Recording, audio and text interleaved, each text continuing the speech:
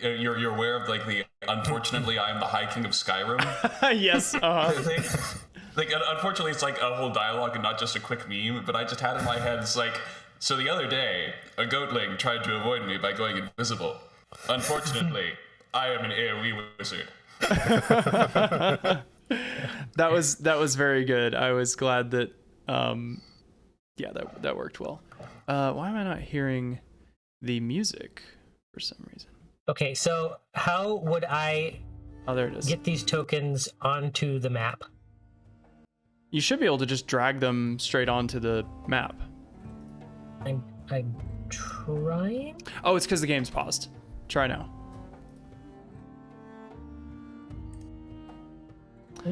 Oh, I think it's because the game's paused. I'm Quick, while the game's paused, everybody move into the room and get everything. I will kill you. I will kill you. I'm just kidding. Okay, I don't know why that's happening, but let me see if I can do it. Yeah, I can do it. Well, no need to show off. Well, we'll figure that out. Actually, Copying it from the folder, right? tell me if you can move that one. Okay, at least you can move it. I guess for now, just tell me which one you want to spawn in, and now I'm impotent. Okay. All right. At least I can move it. Well, next time log in during the week, yo. there you go. Hey, to be fair, I did not log in this week at all. What? You had other things? I had Dedication. other things. Okay. This music doesn't seem apropos. Let's see. Let's do ambient exploration. Fey Dreams? Q song, What Could Go Wrong? Oh, that's down and mystical right there. That'll work. Yeah, that's my ambient mystical exploration. This is definitely the music where we find Baby Groot. I mean, so I figured out what the tree is. Ah. So it would be quite the Baby Groot. Let me tell you. I mean, you guys already Style know it's a huge tree. I mean, the trunk is right there. Yeah, Groot. I'm We're telling going you. for the sequoia. That's right. We're gonna teach it giant, and it's gonna go build the Revolutionary Army. Love it. Operation Sequoia is a go. There might be a little bit of trickiness involved in that, Craigie, but We'll figure it out. We just do it and then we'll figure it out. It's fine. All right. Who would like to recap last session? I normally say that just to like see what your perspective is, but I honestly could use the help this time. So, I mean, it was. I'll go ahead and do it because there wasn't actually a lot of plot stuff, I think, that happened. I'm sorry, I can't do plot stuff every time. I try. Hey, it was cool combat last time. So. There you go. But please. But so we started off by trying to interrogate the main ad, and that didn't go quite well. Either from the bad cop or the good cop approach. Yeah. To be fair, neither of you rolled very well on persuasion checks. Yeah. Yeah. And but fortunately, Falben was able to find a set of tracks that led off, and so we didn't need her, and we killed her. And then we followed the tracks and came into a clearing where Corinna, the girl who had gone missing from the vineyard owner's daughter, came running out into the clearing being chased by goatlings, and so we killed all those goatlings. And also with the help of a squirrel who did 1 point of damage with an acorn. Yes, he did. More than Kyra's ever done for you guys. I mean, we'll just give the squirrel the satchel with the scrolls and we're good to go. There you go. And so the squirrel has now joined your party, and Corinna has also joined our party. And we continued to follow the trail to find her friends. We came across a temple that was very rundown, very ancient, that had a statue of Sidon in the first main room that had light reflecting down into the floor off of a shield. Then we also found out not to step on the roots because those will get you. They will. And and we continued on, and there was a pool that was very stagnant and covered in algae, and found out again not to step on the roots because those will get you. And that there is something in the water, but we don't know quite what. Shade did some weird shadow stuff to get Magus out, and then walk across the water.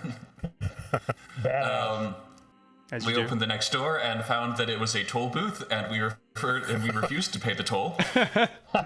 And so instead fought some statues. And I think I got hurt the most out of that one. I think you did. Yep. Yeah.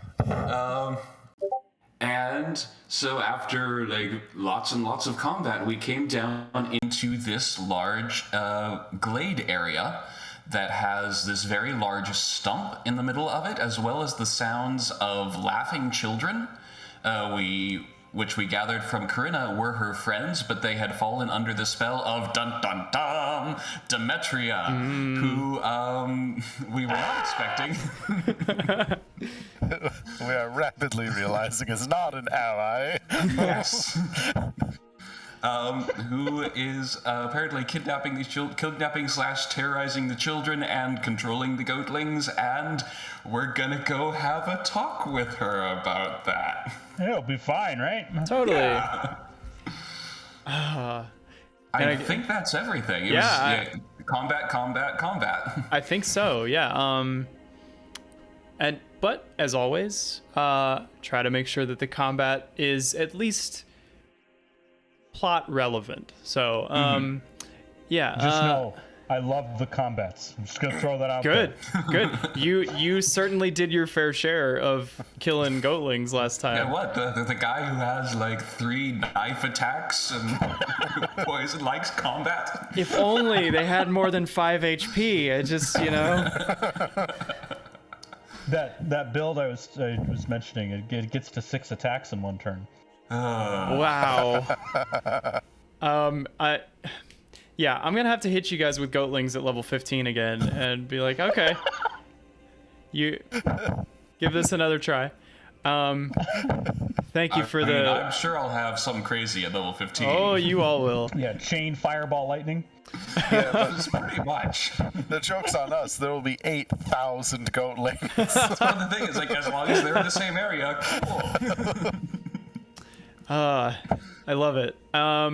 Thank you for the recap. That was very good, very comprehensive. Bravo. Okay, so just to kind of reiterate where you're standing right now, you're at the entrance of an expansive cave, a garden of strange ferns, fragrant flowers, and luminescent fungi. A massive tree stump that you mentioned sits in the center, overgrown by a carpet of green clovers. A stream of clear water winds around the trunk, and light streams in from an opening in the stone ceiling, which in our Discord we have determined travels through a series of complicated mirrors and tubes, because you guys don't know yet why I had to make that logistics clear, because in my head last session I'm like, the temple's right above the glade, of course, why wouldn't it be? But there are reasons why it can't be, and we'll get into that later.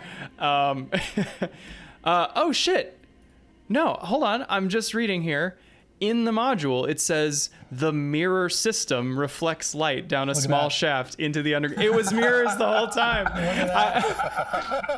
I stressed for hours over how to make this work, and I just had to read the damn book.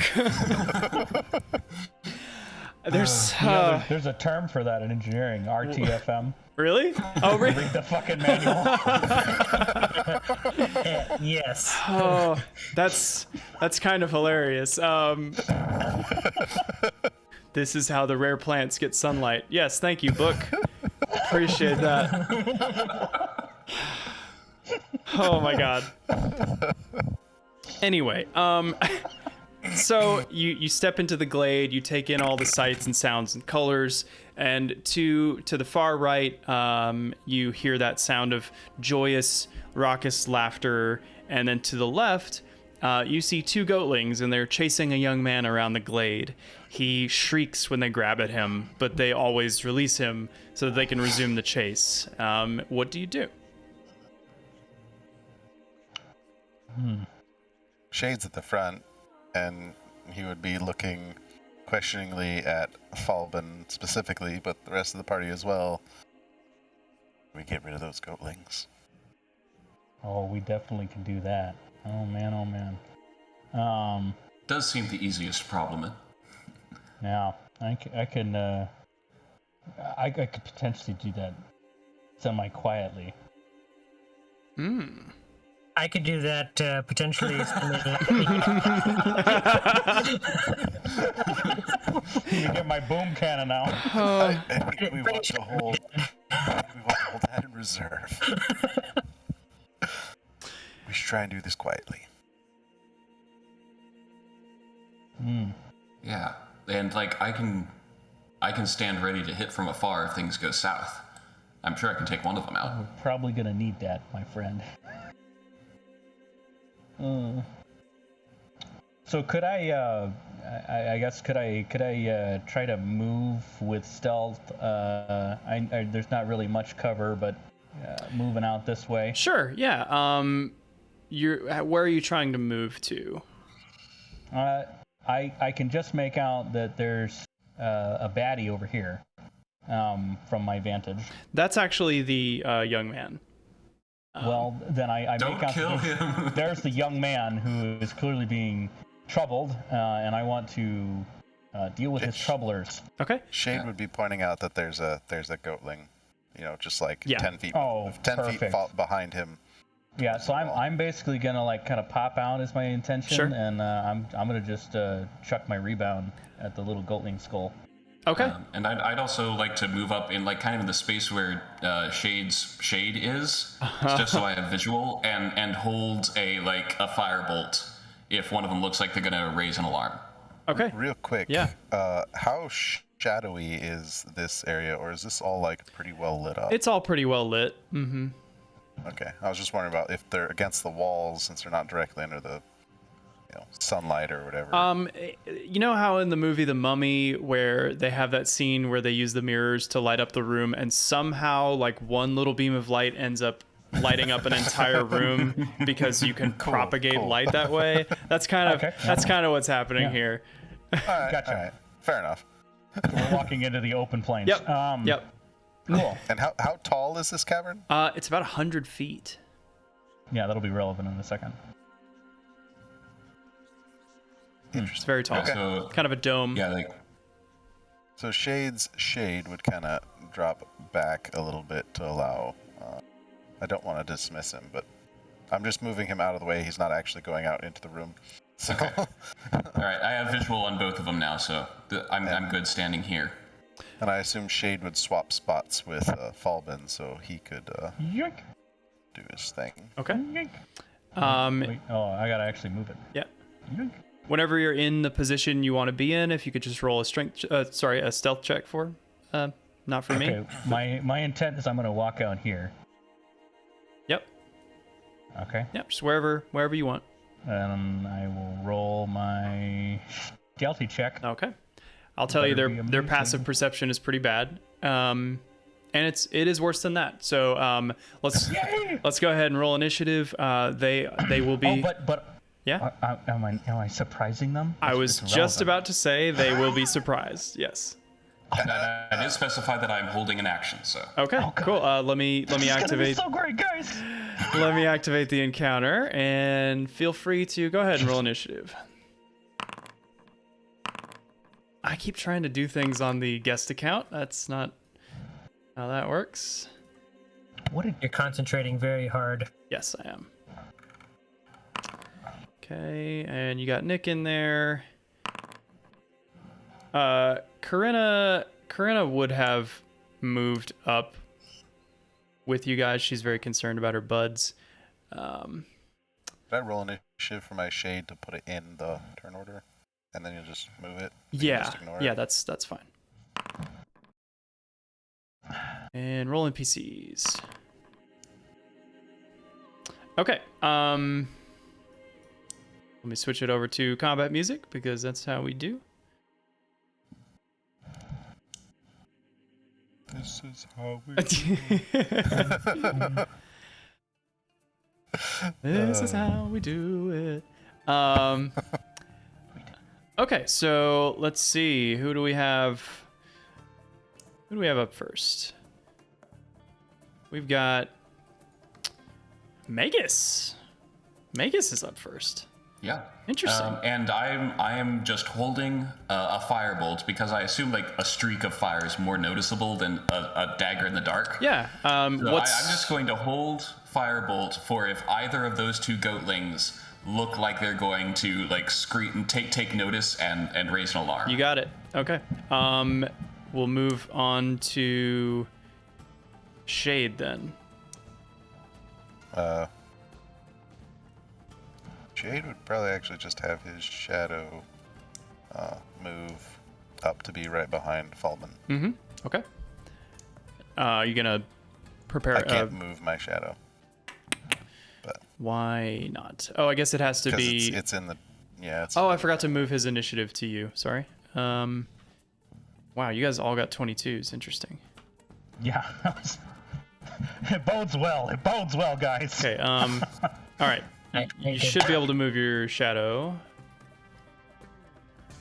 Basically, I'll just have him waiting right there to move once Falban does, because my shadow should, in theory, be able to move silently. I can't.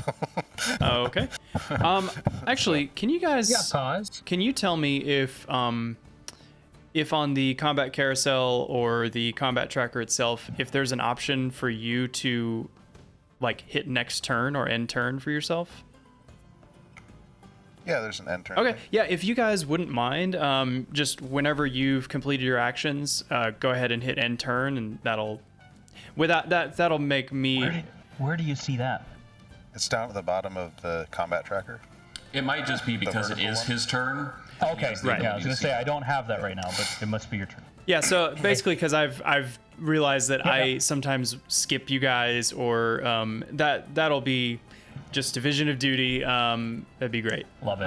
Okay, so yeah, as you were. And so I will. That's my shadow's turn. Yeah. Shade's gonna kind of hunker down and wait for if things go south, ready to rush out. Okay. All right. This is gonna be this better be amazing. So I'm gonna use my my rebound dagger, and I'm gonna go for the goatling that is furthest away. You got it. About 40 feet away. I got range with my rebound. Okay. So I'm gonna roll that. I'm gonna roll at advantage because they haven't taken a turn yet, poor suckers. And it's a guaranteed crit because they're Jesus. And we thoroughly went over the critical hit rules this week. We did review it just a little bit. So it is a guaranteed crit. I believe you can force critical hit damage on either the That's true. I can click to roll crit damage. There it is. There you go. There's that, and then I guess I'll just do that here as well, just because. Wow. That's a lot of dice. Yeah, I don't know if this So, is calculating 31? it correctly, because your crit damage, at least on the sneak attack, should be 12 for the 2d6 plus your 7 for the. Why does it say 11 plus 8? What is it? Because I rolled 11 and then I rolled 8. Yeah, so it's two rolls When you instead of expand one it, max. when you expand it, it says 11 and 7. I don't know why that. I can't help you there. Yeah. Okay. We'll give you the 8. We'll give you the 8. So I think it kills it. Yeah, we're arguing over how much damage. We know this thing has 5 HP. yes. How does it kill it? Daniel, it's probably because I have bless from my Oh. potion. Okay, because it's bless shouldn't affect the damage. Yeah, it shouldn't, no. Well, never mind. It's dead. Yeah, but So- it's probably because of blessed. Whatever. I'll give you the 8. So 20 sneak attack damage, and then let's see. You rolled a 2 on the d4, so 2 plus 4 plus 1 is 7, plus 4 of base damage is 11. So 31 total damage. Delicious. To the 5 HP goatling.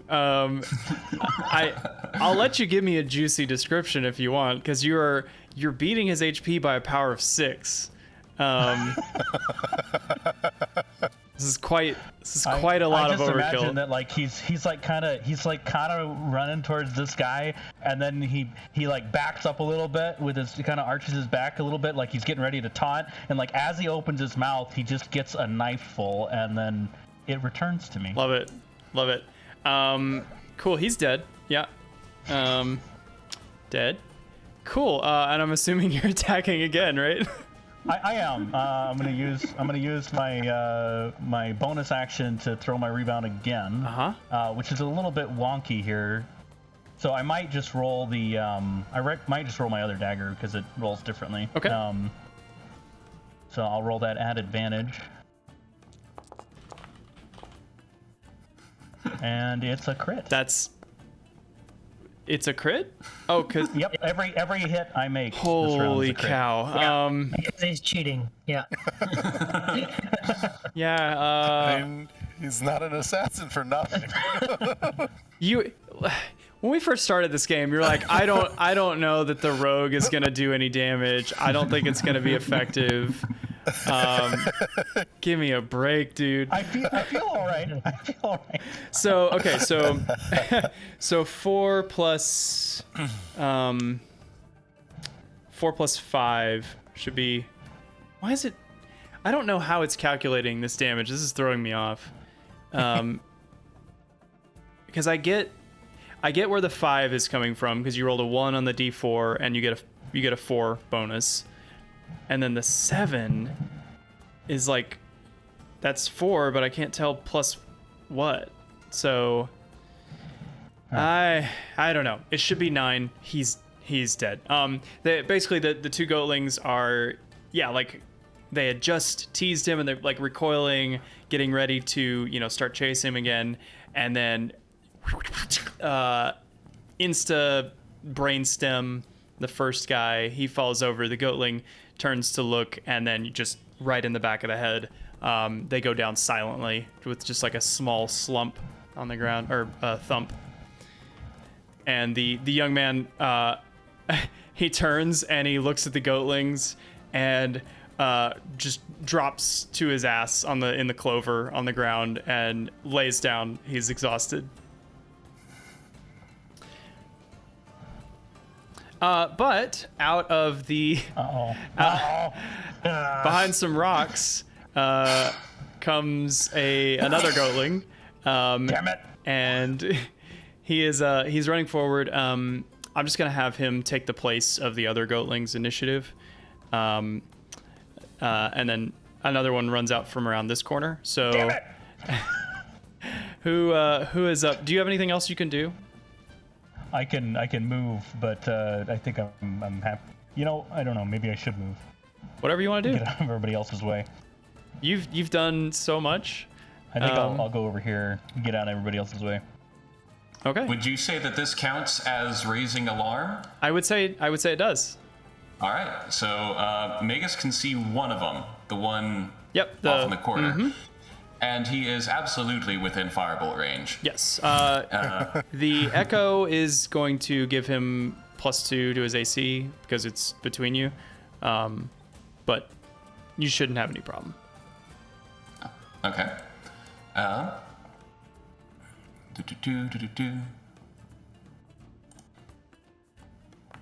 And I believe that is a miss, actually. Oh no! There's a long travel time, and he flips and dodges out of the way, and he says, "Is all your magic this pathetic?" Cool. I'm glad I had that insult thing still pulled up from last week. Not apparently I can't come up with insults on my own. Actually, no, we're not telling stories right now. It is Nick's turn in the initiative. Nick is just gonna move up and since that's only part of his movement, but there are a bunch of people in the way. Can you move through ally squares without reducing your speed? I treat it as difficult terrain, so no, technically. So he would just basically, I know as far as actions and stuff go, because he hold the rest of his movement to just move up once everybody else does. You can ready an action. I would say that would include the dash action, but I don't think you can. That's what he would do. Okay. If he can, all he just wants to do is be able to move So up. He's not going to try and attack or anything. I wanted to Google this really quick. Okay. It is difficult terrain. You can't move through an enemy space without doing like a check, so but yeah, cool. Yeah, so he just basically wait to move up once basically everybody else in front of him does. You got it. Okay. And that would be his turn. Sweet. It is going to be the Goatling's turn. I know it skipped over to Corinna, but the first Goatling is going to... Oh, he can't quite reach you, Falvin. Dang it. Oh, it's like it was planned. You bastard. He's going to run across the stream to the young man who thought he was safe. And he is going to attack him with a bite.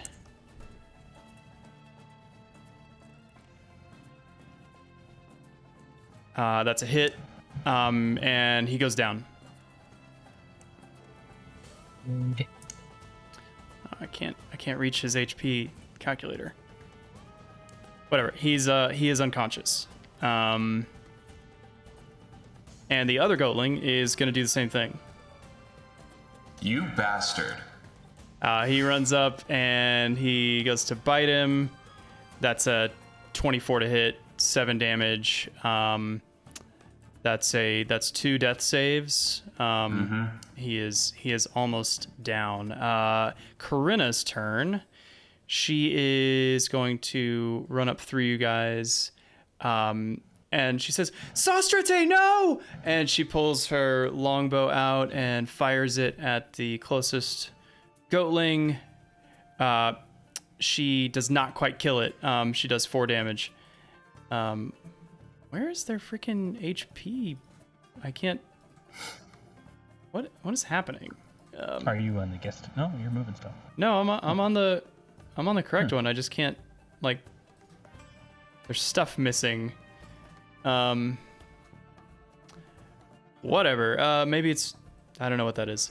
Does she have anything else she can do? No, she does not. Next up is Theo. That's me. I'm gonna move over here and see what all this hullabaloo is. I have eyes on the target. I'm gonna aim for the furthest Goatling. And since we've been flinging magic everywhere, this should be fine, right? Totally. I mean, I guess a firebolt isn't that loud. Double 8. You just hit. And are you aiming at the far one? Yeah. The far Okay, one. cool. Yeah, you kill him dead. Before he can take another bite at Sostrate. Anything else? That will end. So I'm looking for that end turn doohickey. Should be at the bottom of the carousel. Bottom of the carousel. The combat tracker. If you don't, it should be like down over here. End turn. Got it. Nice. It was on the combat tracker. And I then see. if you wanna have Rue go. I'm gonna have Rue do some aerial acrobatics. You guys are just unstoppable. Where is this? What's the distance on my ranged attack? 60 feet? Should be 60. Yeah. You're within range. Oh, easy. I will hit the other goatling with Pinion Storm. It's a nat one. That's not gonna hit. Poor Rue. Right. Okay, back up to. Sorry, I got ahead of you. Magus.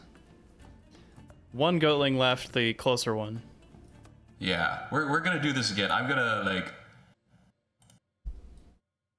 move. And murder. Something like that. Yes, and then I'm gonna firebolt this other guy again. Okay. What? A nat one. He dodges. Let's see. And then I'm going to take the rest of my movement to move back, so I'm not blocking people. Cool. Ooh, they might get to kill this guy after all. Okay, and if whenever you're, I'm pretty sure we still got this. You got it. There's some stuff coming. And then, whenever your turn is over, it'll be the Echo Knight. Yep. So this one up here is dead. It's dead. I don't know why it's not showing as a bloody mess right now. So okay, so just this one right here is the one that's left, right? Yeah. Yeah. Cool. So my Echo will move. There we go. Now he's dead. He ignores difficult terrain, so this should only be 25 feet. Does he actually step on the ground even if he doesn't have to, or does he kind of just glide across? Okay. Yeah, he's just kind of he'd still look like he's walking. Okay, cool. But effectively, he's walking in an alternate reality where the difficult terrain doesn't exist. Oh, I love it. That's so cool. So he'll do that. I will use my bonus action, and he will swap places with Shade. What? Oh my god. So now Shade is there. Is this like that Nicolas Cage movie Next? Where do you know what I'm talking about? Yeah. But suddenly Shade is now standing. I'm gonna end my shadows. Well, I didn't really even think about this type of use for this. Like this is really interesting. Yeah, because you basically bypass the difficult terrain. That's yes. You guys are so smart. You guys are so smart. And now Shade, kind of growling in anger at this thing, is going to attack the goatling. Uh-huh. So, with glaive. Yes! Yes! I am using an inspiration to roll that at advantage. Oh, that's yeah. Really funny that you still only did 5 damage, but he only had 1 hit point. Oh, that's right. You're right. Wow. He says, "I respect you," and then you chop his head off. Of all the insults. And he is dead. Okay, we'll drop out of combat. Wow, 3 nat 1s in a row. Getting them out of the way. And as soon as he's dead, and it doesn't seem like there's any immediate threats, Shade will drop to a knee and give one of his potions to this dude. Yep. If he's not dead. Commoner Jones. Commoner Jones. Corinna runs up alongside you, and she's kind of rubbing her hands together as you administer the potion.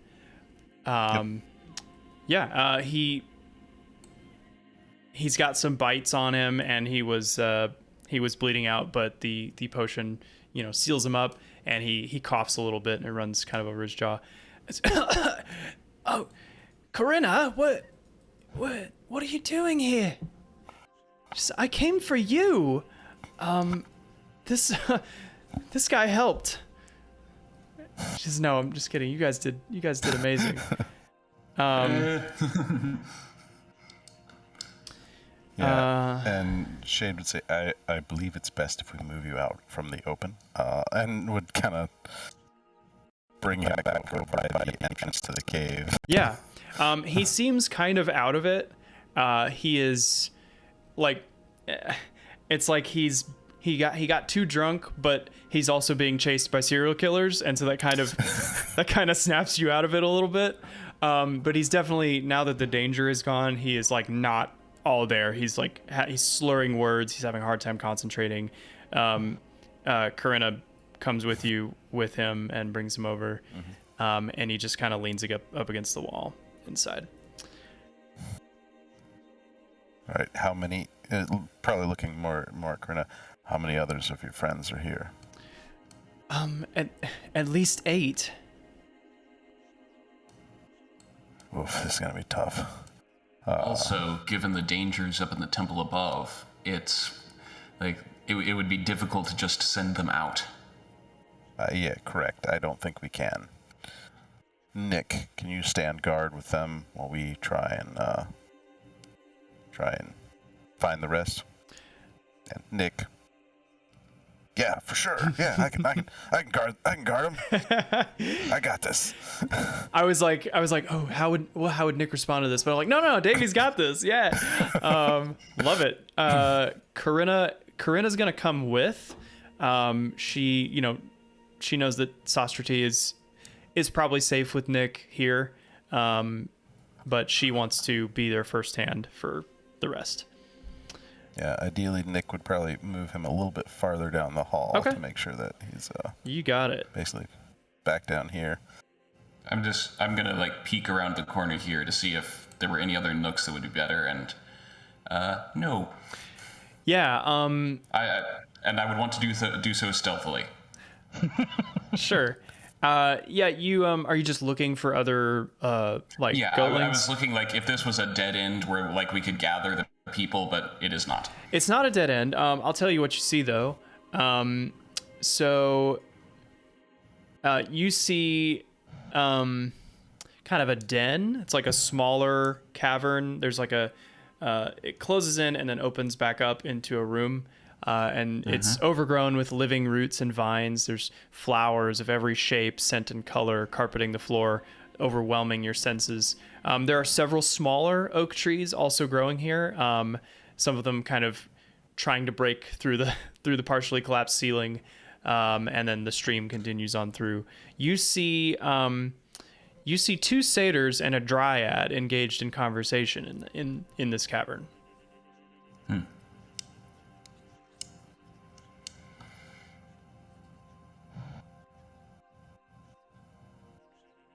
I'm going to leave them be for now. Okay. Also, turning around to look at the stump. Yeah. Can I make a history check? Yeah, absolutely. To see if Magus catches on. So the massive tree stump, it was obviously a magnificent, huge tree that's centuries old at least. It looks like. Go ahead and roll you said a history check? Yes, because he's been reading the Zandariad. Oh, sure, yeah. I'll let you do that at advantage because the book is a good help. I'm trying to remember exactly what Boom! Nat 20. Nice. Yeah. So you're flipping through the Zandariad and you're looking at the tree, and you actually, why don't you tell us what you know about this tree? As Magus was reading through the Zandariad, one of the things that stuck out to him was that at several places it mentions that Estor either possessed or left with something called the fabled Ultros, but it never explicitly says what that is. However, it does say that Estor, as his wrath continued against the Fey inhabitants of Thalia, he attacked the Fey Queen, the Dryad Ultria, and cut down her tree and used it as the mast of his flagship. And so from that, Magus puts together that one, the Ultros was Estor's flagship, and that it was imbued by special properties by this tree that he chopped down, and that two, we are looking at the stump of that tree. Could not have said that better myself. Well done. I'm really glad you rolled a nat 20 on that because, like, yeah, it's clear as day to you. That's what this is. And I think also, like, some of the further context for that is that I think it was that as a part of this campaign that Estor's actions grew so brutal that his dragon abandoned him. Mm-hmm. Yeah, and you got, by the way, just Estor Archelander was one of the famed Dragonlords of old. One of the chief of Dragonlords. Mm-hmm. And the person who gave Shade his secret mission. Correct. The namesake of Estoria, and also Estor's dragon is the only bronze dragon listed.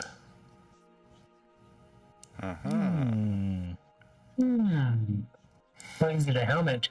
You can't fly. Yeah. All things that my party, including me, did not at all put together the entire campaign. So yeah. Yeah, you can see looking at the trunk of the tree or the stump.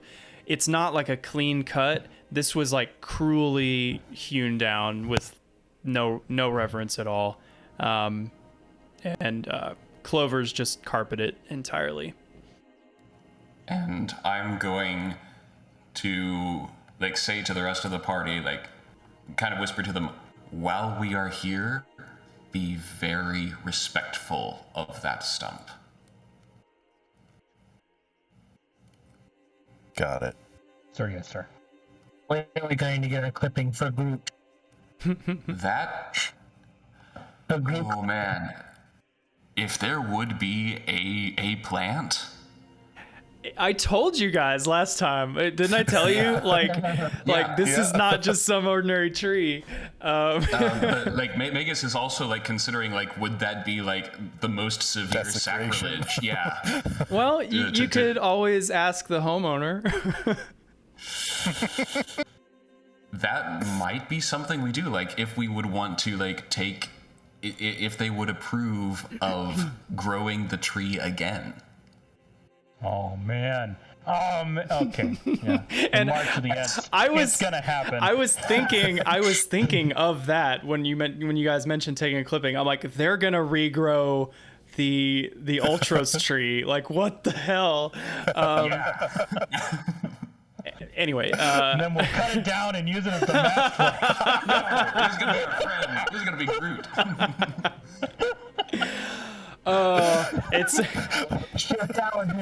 It's gonna be a stripper pole for giants. It's gonna be great. Oh my goodness. Oh no, that hurts Magus' soul. Yeah. Splinters.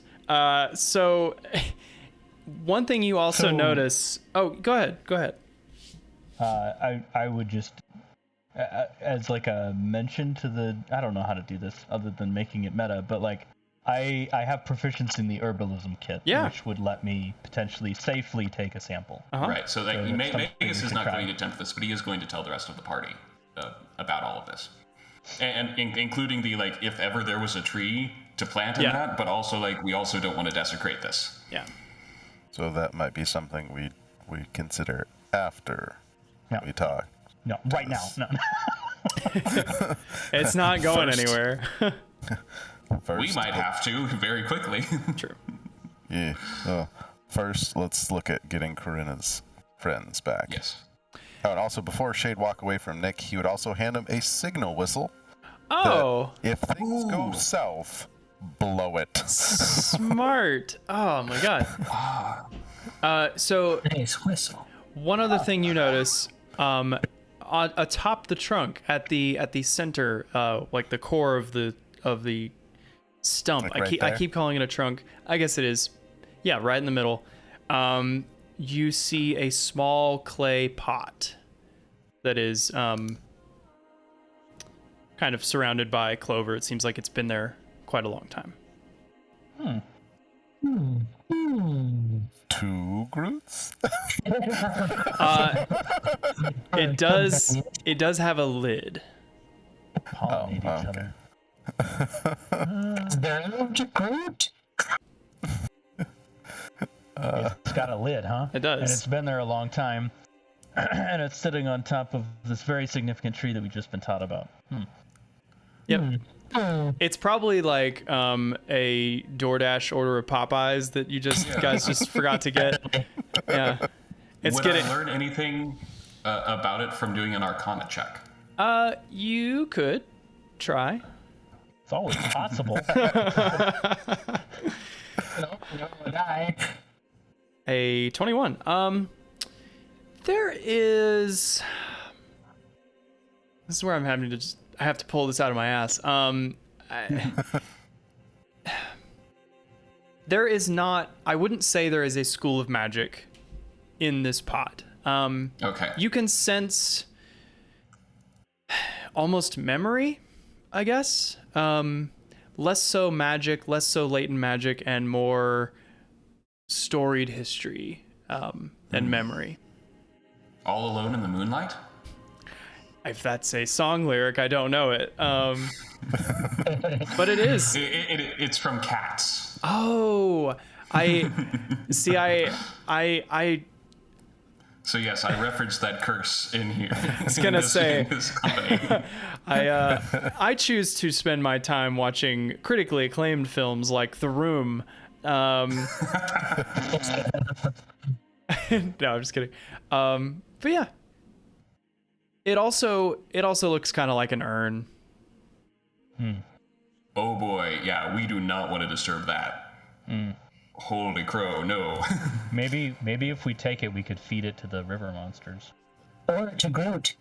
That would be terrible.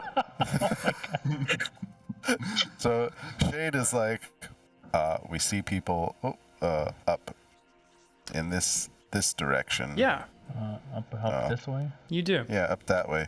We should go check that out. Yeah. Or do we want to check out those stairs across the way? Or do we save those for later? Well, if we go across the way, we're more likely to be seen than we are now. All right. I'm going to look to the squirrel. Uh-huh. Do you have any ideas? He twitches his tail. He goes,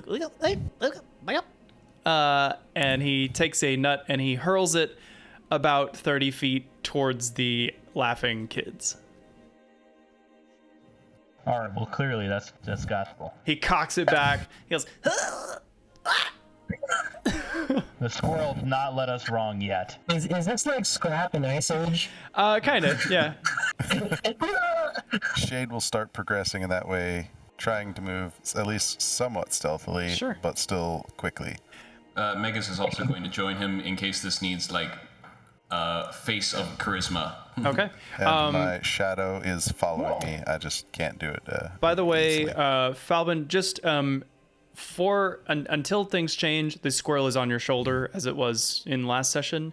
So That sounds great. yeah, I'm not gonna bother moving his token around for now, but he's on your shoulder. Okay. Okie dokie. So you guys cross the glade, heading past the massive tree stump. Jade at least would be trying to skirt everywhere where you can see the roots. Like after we're just told to be respectful of this thing, trying to edge around Yep, it. totally fair. My character just went and sat on top of the tree trunk last.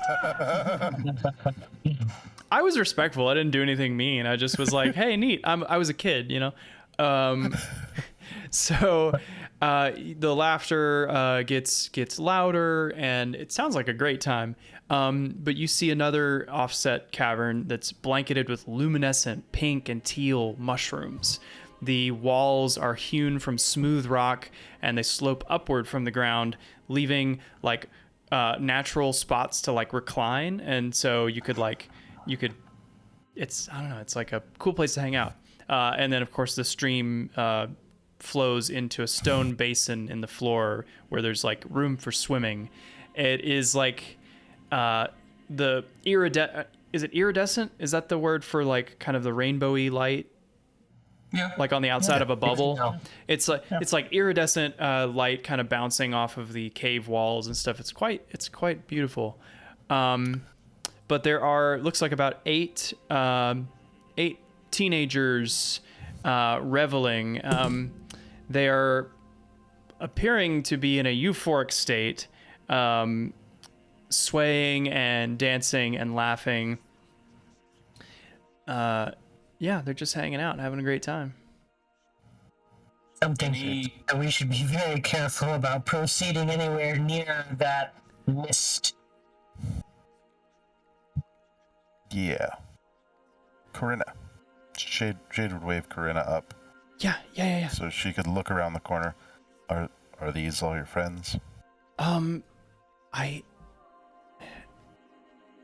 don't know if any. I think some went missing after I did.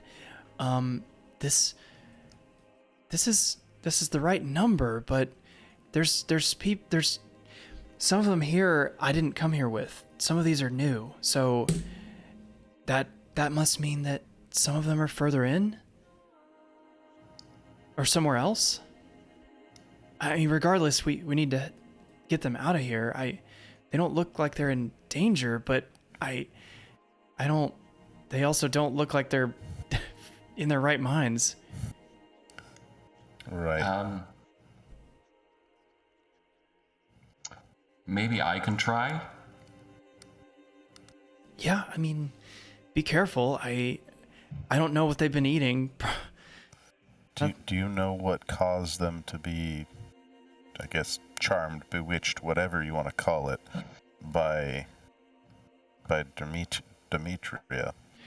Is it that mist, fruit, food? No, Or just her no, I think it's interacting? I think it's just her. I think this is like a waiting room, maybe? Like as soon as I saw her, I mean, lights went out. I don't even remember what happened after that. Something interrupted and broke me free, but no, I think all it takes is just to be in her presence, and I don't see her, so this may be just where she's keeping them for now. Great. All right, Magus. All right. Give it a try. Yeah, like just as a precaution, like in case it is the mist or something in that area, I'm going to take I think the silken rope, and I'm going to like tie one end around like my wrist, and I'm going to hand the other end to Shade. It's like in case you need to pull me out of it. Got it. Okay.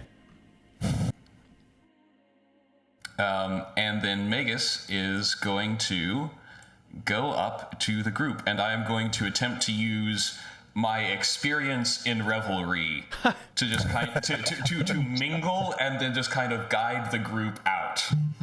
And while he's doing that, Balbin's gonna try to cross to this side. Okay, cool. All right, Magus, so you walk in, do you just start talking? What do you do? I have no idea how to roleplay this. I'm just gonna say that my character does it. Okay, yeah, totally. Yeah, you walk in like you belong, and the two here, they notice you, and they go, "Whoa, who are you? Oh my God, wow, nice hair, dude." Yeah. What is her name? Lysandra, look at this dude. Wow, you really belong here. Here, come try this mushroom. It's so good. Magus will politely decline. Oh, dude, don't like, be a party returning pooper. Compliments, but like decline and like kind of make comments along the lines of like, I mean, but have you tried the stuff over there, sort of thing. Over where? Over back to where we came from, sort of thing. Okay. Roll a persuasion check. Like what? There's more? How big are they? And they look like, I don't see anything.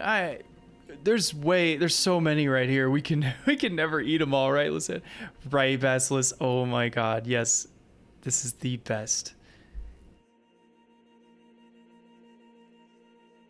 Anyway, Magus is come going to lead- sit down. Come swim. Yeah. Draco's a great swimmer. He'll race you. Oh, and so like Magus is basically going to go between groups, and so like if one initial attempt fails, he's just going to go to the next group and then try to like catch like the approach is basically to get some people on his side and then just use like a critical mass of social inertia to get all of them out. I see. Okay, cool. Yeah, go ahead and roll 3 more persuasion checks, and yeah. What the heck? So Callista and Ariston, they don't seem interested. Irene and Draco, they seem like they've exhausted their supply over here. And so do Cleon and Heron. Yeah. They start to follow you. All right. Yeah. Trying to use the whole idea of like, hey, the party's going this way. You don't want to be left behind, sort of thing, to get the others, hopefully. Totally. But then from behind Cleon and Heron, you hear, "Hey, that's not very fun. This is where all the party is. There's no lights over there." And a goatling pops out of the shadow over there and over here, and here. Oh. And here.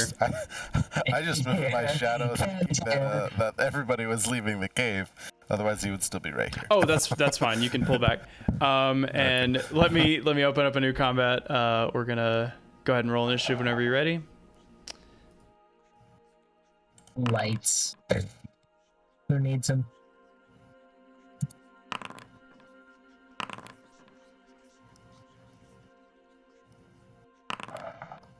Ooh, the goatling rolled well. Damn it! Damn it! Damn it! Okay. Oh, one more thing. Alvin, why are you getting a +5 on your initiative? Because I'm an alert. Hello? Mm-hmm. Damn, you alert, son. Woo. What? Oh no. There goes. You didn't forget about the roots, did you? Roots. Wow! Wow, there's a lot of good initiatives from the baddies. Yup. Yup. Also, I'm not seeing a battle tracker at this point. Really? Yeah, neither am I. Begin combat? How about that? There it There goes. you go. There it is. Cool. Animated root. Yeah, okay. All right, so the goatling, which one? Oh, the one next to you, Shade. He's going to run up to you. Oh, unpause. He's going to run up to you. Why can't I move him? Oh, because I'm using the He's ruler? scared of shade. Yeah. He's gonna ignore you completely, and he's gonna pull out his sling and shoot it at Falbin. Ooh, that's a 23 to hit for 6 bludgeoning damage. Oh, that hits, surprisingly. Yeah. I just Well, realized turn to these my guys have advantage on saving throws against spells and magical effects. That's neat. I think Magus disagrees. Then we'll just have to take them down with good old-fashioned violence. Yes. Explosions. This root is going to lash out at one of the commoners to try to keep him from running away. and come on. I mean, they're commoners. I mean, how hard is that really gonna be for the root? Right. Okay, he grabs him, does 2 bludgeoning damage to him, and he's restrained. Goatling in the back of the room. He's gonna come here. And how far can his sling shoot? It's at disadvantage, but he's gonna take a shot at Falbin again. Committed. They don't like Falbin. They don't. Wow. Actually, I take that back. He's gonna do a different thing. He's gonna unleash a string of insults at you. Go ahead and make a wisdom save. Oh. Yeah, this is gonna be such a burn. Get wise. Oh God. Oh no. He says, "You look like your face was on fire and someone tried to put it out with a pickaxe." And you, Wow. you fly into a rage until the end of your next turn. You have disadvantage on all attacks until your next turn, the end of your next turn, and attacks upon you have advantage. However, if you hit the target that insulted you with a melee weapon, it counts as a critical. Just clarification, throwing does that count, or is it specifically melee? Dagger is a melee weapon, so It is indeed. yeah. Okay, cool. I don't know why it didn't pop that info into the reveal to everyone. There we go. So that's the description. But that's all he's gonna do. But Falbin, it is your turn to retaliate. Oh, well, man. I forgot one Goatling. Oh. Yeah, add him in. Well, That one behind you. he's going later. Okay. The one right behind me. Uh-huh. You see.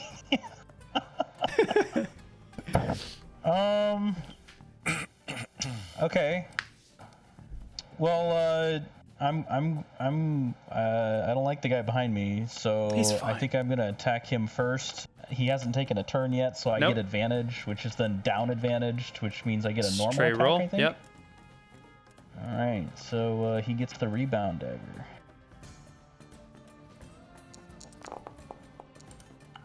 It's a hit. He dies. He comes out. He comes out from behind this tree trunk and then just gets daggered right in the face. He steps on a twig and it alerts your perception. Love it. Anything else? I don't like that I'm incredibly vulnerable, so I'm gonna try to attack the goatling that has insulted me dearly. Uh-huh. I'm gonna use my rebound for that. In this case, it will be a disadvantage. Okay. And is it like control click, I think? Control click. Yes, correct. Are you kidding me?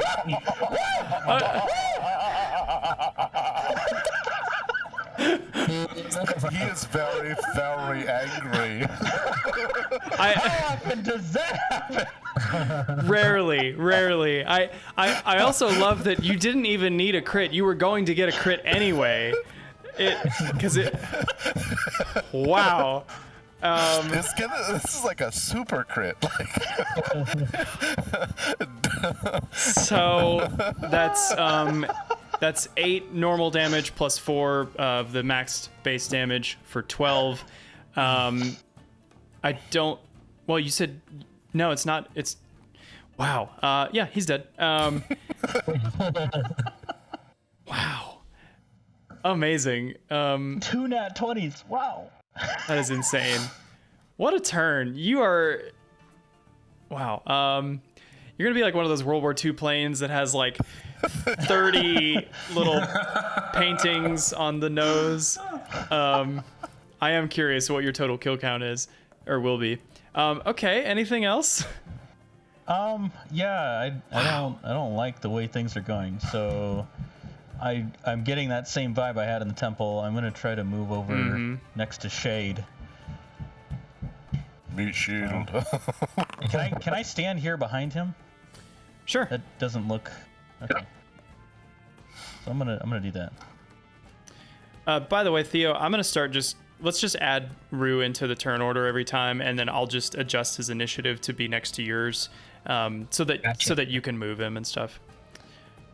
Gotcha. Wow, nice turn. Okay.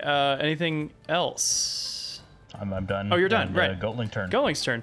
He's gonna come out from behind the wall, and he is going to shoot his sling at Falbin.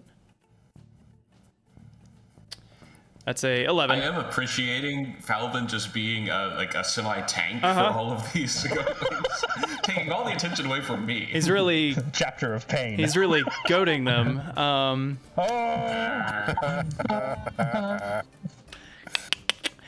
right, Magus, it's your turn.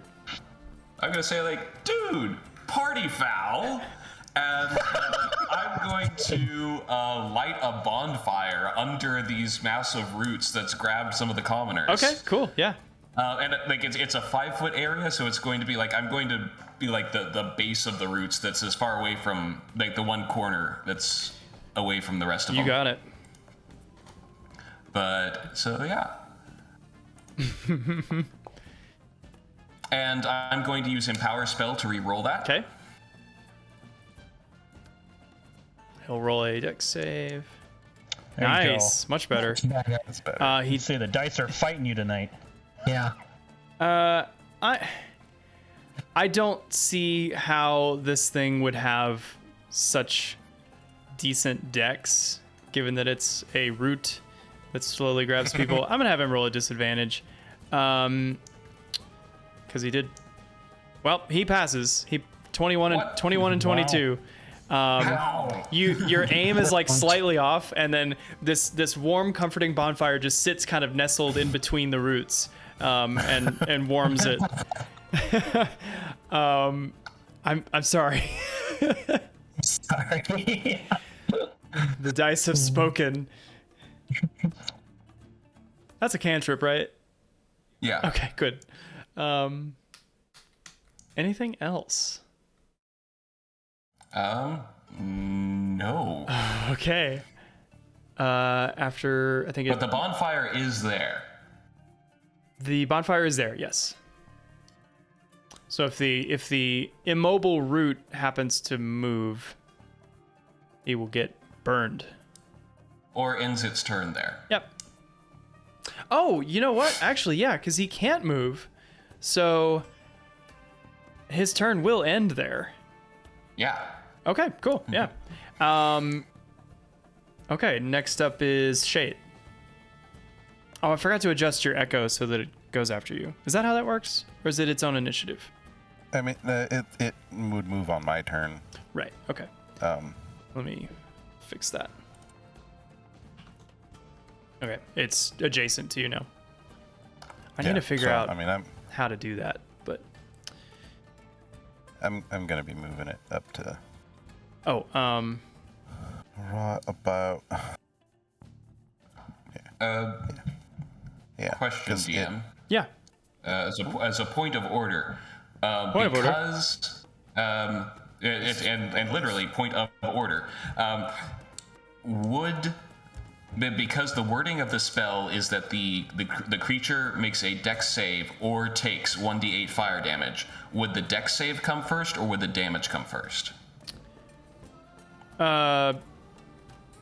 Any creature in the bonfire space when you cast the spell must succeed on a dex saving throw or take fire damage. So, yeah, when you cast it, it has a chance to take no damage immediately. Right. So, if it succeeds the dex save, I am not going to use that sorcery point then and re-roll the 1. Okay, cool. That's fine. All right, so that's where I'd position my shadow. What is his movement speed? Well, he was right here. Oh, right. Okay. that's like I was moving him back with Magus moving the crowd out. Right. So Oh, it's yeah. like I moved him too far, and then you're like, and initiative. It's like, oh crap. Oh, right. He paused it before I could move him back. No worries. 'Cause I would be keeping pace with Magus because I wouldn't want to leave him undefended and Sure. accompanied. So yeah.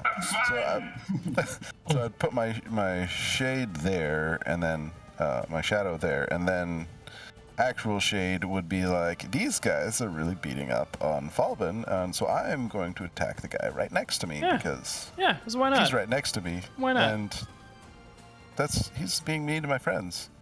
I don't like that. So yeah, I'm gonna see if I can hit anything.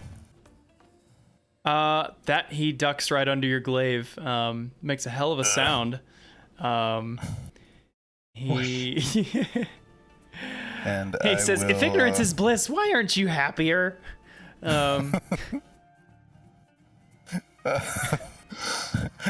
It'll almost like cock his head and be like, good question. Shade will remember that. And Shade will use his bonus action to get into his stance. Okay, cool. That'll be my turn. Sweet. And I'll end my Shadow's turn. It's Goat's turn. Okay, Goatling. He's going to move to the right here. And it's still going to be a disadvantage. But he's going to try to do a slingshot at Falbin. Oh, I'm sad. Oh, okay. It's a disadvantage. Oh, no. It was a 19 and a crit. So, Question. Question for my Sentinel. We've talked about the fact that they provoke attack of opportunities around my shadow. Uh-huh. Sentinel says when a creature within 5 feet of you makes an attack against a target other than you, you can use your reaction to make a melee weapon attack against that attacking creature. Your echo may make a melee attack. Yes. So while he's making this, I'm going to attack you. Cool. Almost Falbin, like it was planned. Falbin, you take 5 bludgeoning damage as a small rock hits you. But yes, very, very smart. Wow. You guys are amazing. Yeah, he dies. Wow. So tactical. Cool. He's dead. Theo, back up to you. I think there's just one goatling alive, and then there's these two goatlings, and then the 2 animated roots. I'm gonna aim for this animated root, Okay. since it's the one attacking people. Let's see. Drawing a I'm line. just imagining how terrifying that would be for the commoners being attacked by this root, where suddenly a guy starts firing a cannon at them. Yeah. Okay. The root immediately shrivels to the ground and dies. Boom. Ending turn. Is Rue doing anything? Oh right. Next Why do turn. I have Rue? Oh my god. Hold on. I forgot to fix Rue's initiative. Hold the phone. Hold the phone. Rue may now go. I need to figure out a way to like pair up initiatives. We'll do a much more valiant screech than that. More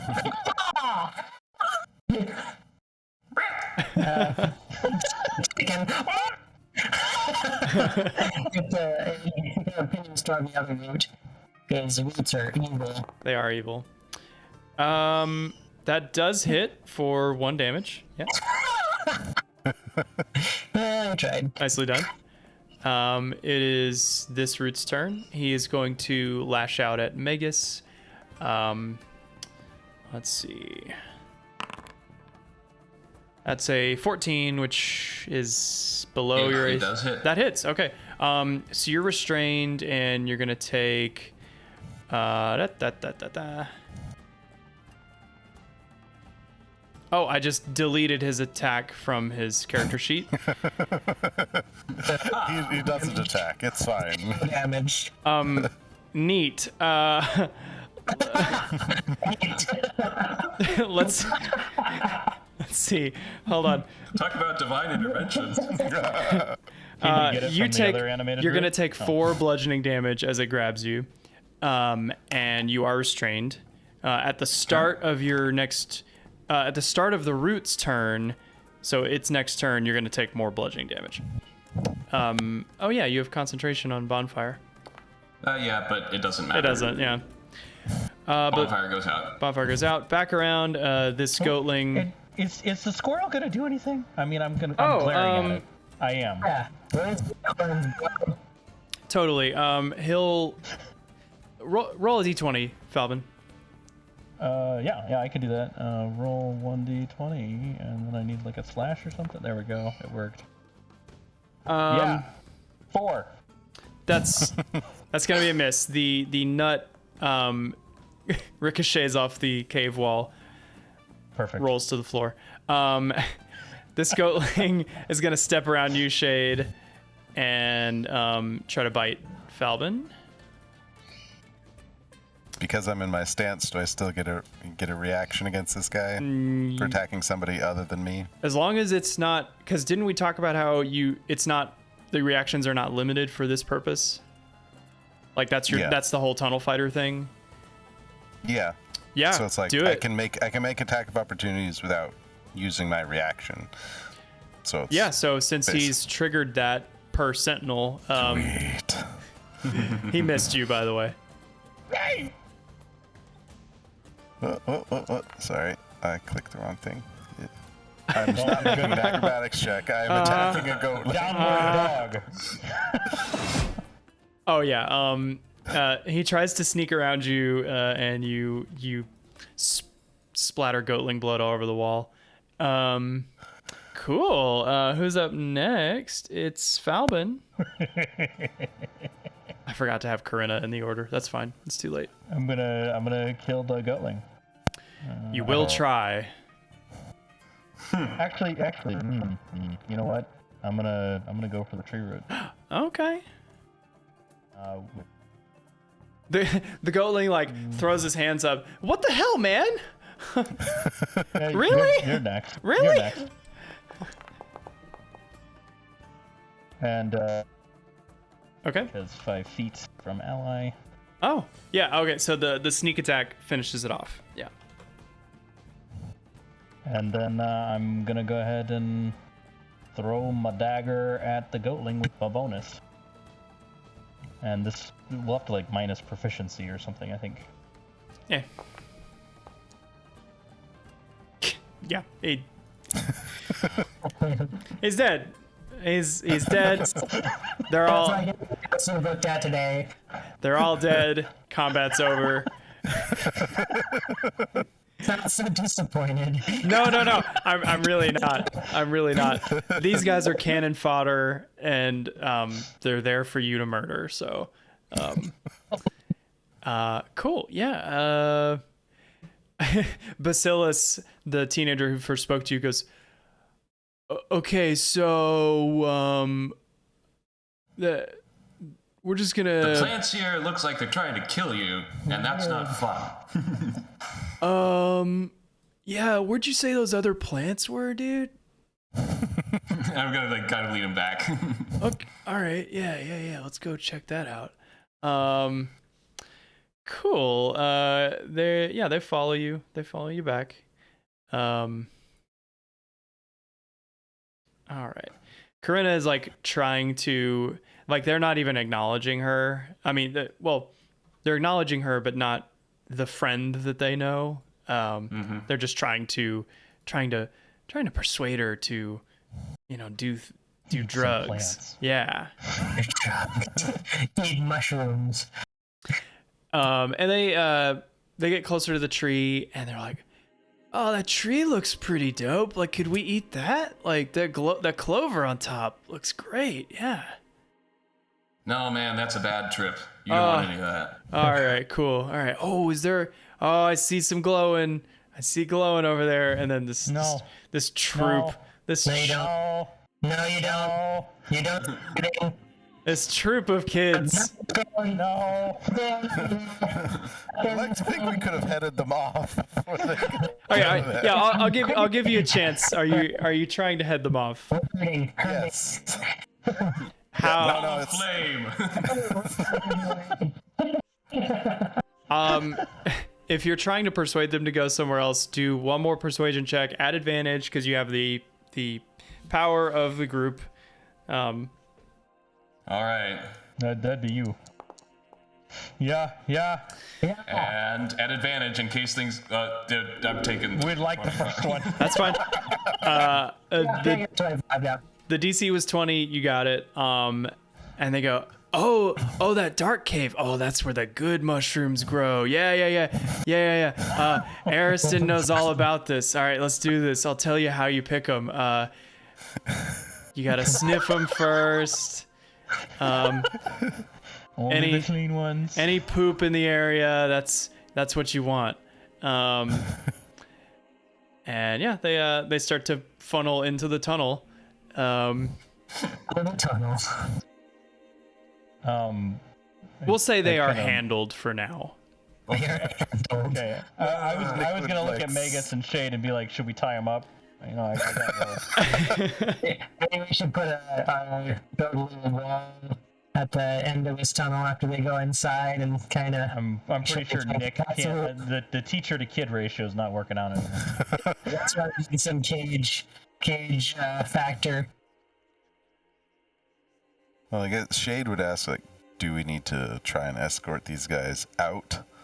At least out of the temple and then come back in? Or do Well, we know just... that there are still more There's left, still and they are in others. the presence of Demetria. Yeah. Yeah. Kinda All right. Yeah. So we got... I've also removed the rope from my wrist and coiled that back up. Okay. Yeah. Yeah. Cool. So Nick hangs out. I think Corinna is probably gonna stay with them. Okay. And just kind of. Please. Another chaperone. Just, I'll watch out for him. Do we have anything that can help Magus or I with missing hit points? I mean, you have potions. This is also a glade of many wonders and plants. So Oh. Hey, Mr. Herb Pack. Yeah, I mean, if I could do it in a speedy manner, I would probably be surveying that as well. yeah. Let's see. Let me see what you see. I thought I had a potion, but it's not in my inventory, so it doesn't exist. Oh man. So I've got one potion left.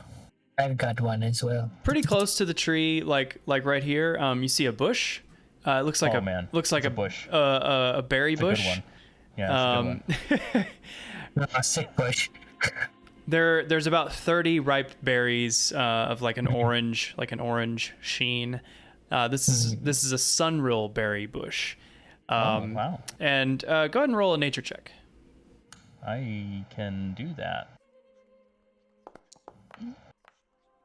Yeah. Please don't kill me. So this is you've heard stories about this type of bush from anybody you've met that's traveled the old woods has told you about this bush, but they've never seen one. It's legendary. I love legendary. Basically, the berries can be harvested and have the same effect as good berries, but they will spoil after 24 hours. But they act exactly as there's a spell called Good Berry. I think it gives you 1 HP. Let's see, and it can feed you. Let's see, up to 10 berries. Okay, eating a berry restores 1 hit points as an action, and the berry provides enough nourishment to sustain a creature for a day. So, out of combat, you could just munch berries and regain HP 1 hit point at a time. And We could also spend 10 minutes on a short rest. That's true. So, I think do the I need to question do is, do anything we- special to harvest these? No, you can just pick them. So there's 30 of them. 30 of and I'm just gonna. Welcome. Do you want some? Magus? I mean, I'll take hit points. I'll If you're throw 'em in at the- you. We got it. We don't got time for any sleeping here. I mean, Yeah. you're just telling me with the squirrel. We gotta go save him. So I'm gonna. How many do you need? I'm just gonna chuck them at you. Check it. I mean, I'm down 14 hit points. You Is have there any 14 negative berries. effect to eating a bunch of good berries? According to the spell description, no. Okay, like I was worried, like if I'm gonna end up like a hobbit on Lambda spread or No, something. they're basically just not very effective in combat because you can only do one per action. Right. But out of combat, yeah, you can stuff your face, no problem. Okay, so like a minute and a half later, I'm back up to full. Love it. And I eat 10 more, and I am also at full. Cool. And I'm gonna save that. I'm glad you guys are eating them because in my game, I don't think our DM like clearly communicated that they would spoil, so we just saved them like rocket launcher ammo, and then they just went bad. Shade, do you need some? I got it 6 more. I will take one, You got it. It's and that will you put eat me it. back up to full. Amazing. Cool. So what now? So, should we go check out what this lighted area is? Can we- By this It's either time, this or talk to those guys.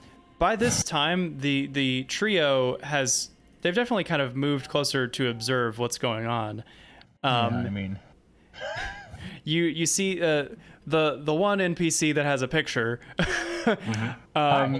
He is like he's got his kind of hand under his chin, and he is like he looks fascinated with you guys. He's got a rose that he's kind of twirling, and he's just he looks incredibly fascinated. And he gives a wave as you look at him. I'll raise an eyebrow and wave back and take a few steps over to her. Okay. He says, "Hello." Hi, are you a keeper of this glade? Oh no. I'm simply a visitor. My name is Lorius. Lorius, I'm Magus, Magus. Oh a partaker of fine things. my goodness, you've come to the right place. This is a haven for finery. Can't you tell? It does look very beautiful. Unfortunately, we are under some pressures. Oh? Yes. Had I time, I would, of course, love to partake of whatever would enhance my experience, but it seems that this experience is not for... is a bit too intense for the children, and so we are looking to move them to something more their speed. Oh, have they? Oh, yes, they've gotten in over their head, haven't they? Yes. Do you? Pray tell, what is your? Not many come to visit the ancient glade. What is your business here? Our business here is twofold. The first was to retrieve the kids. It looks like and you've the done that sec- quite well. Thank you. Although we hear that there are still more further in, so we're going to have a look at that. The second is that we have been told to come speak with Demetria. Oh, I would caution against speaking with Demetria. We have also been cautioned.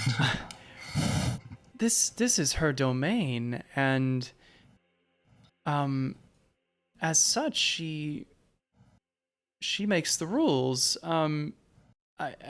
But it is complicated, and it gives me. We were just discussing the moral quandary at play here.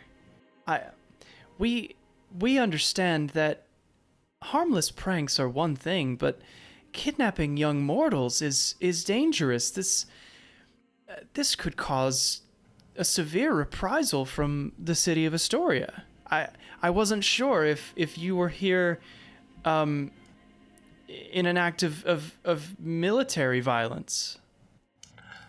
Oh, we are not associated with the military. I see.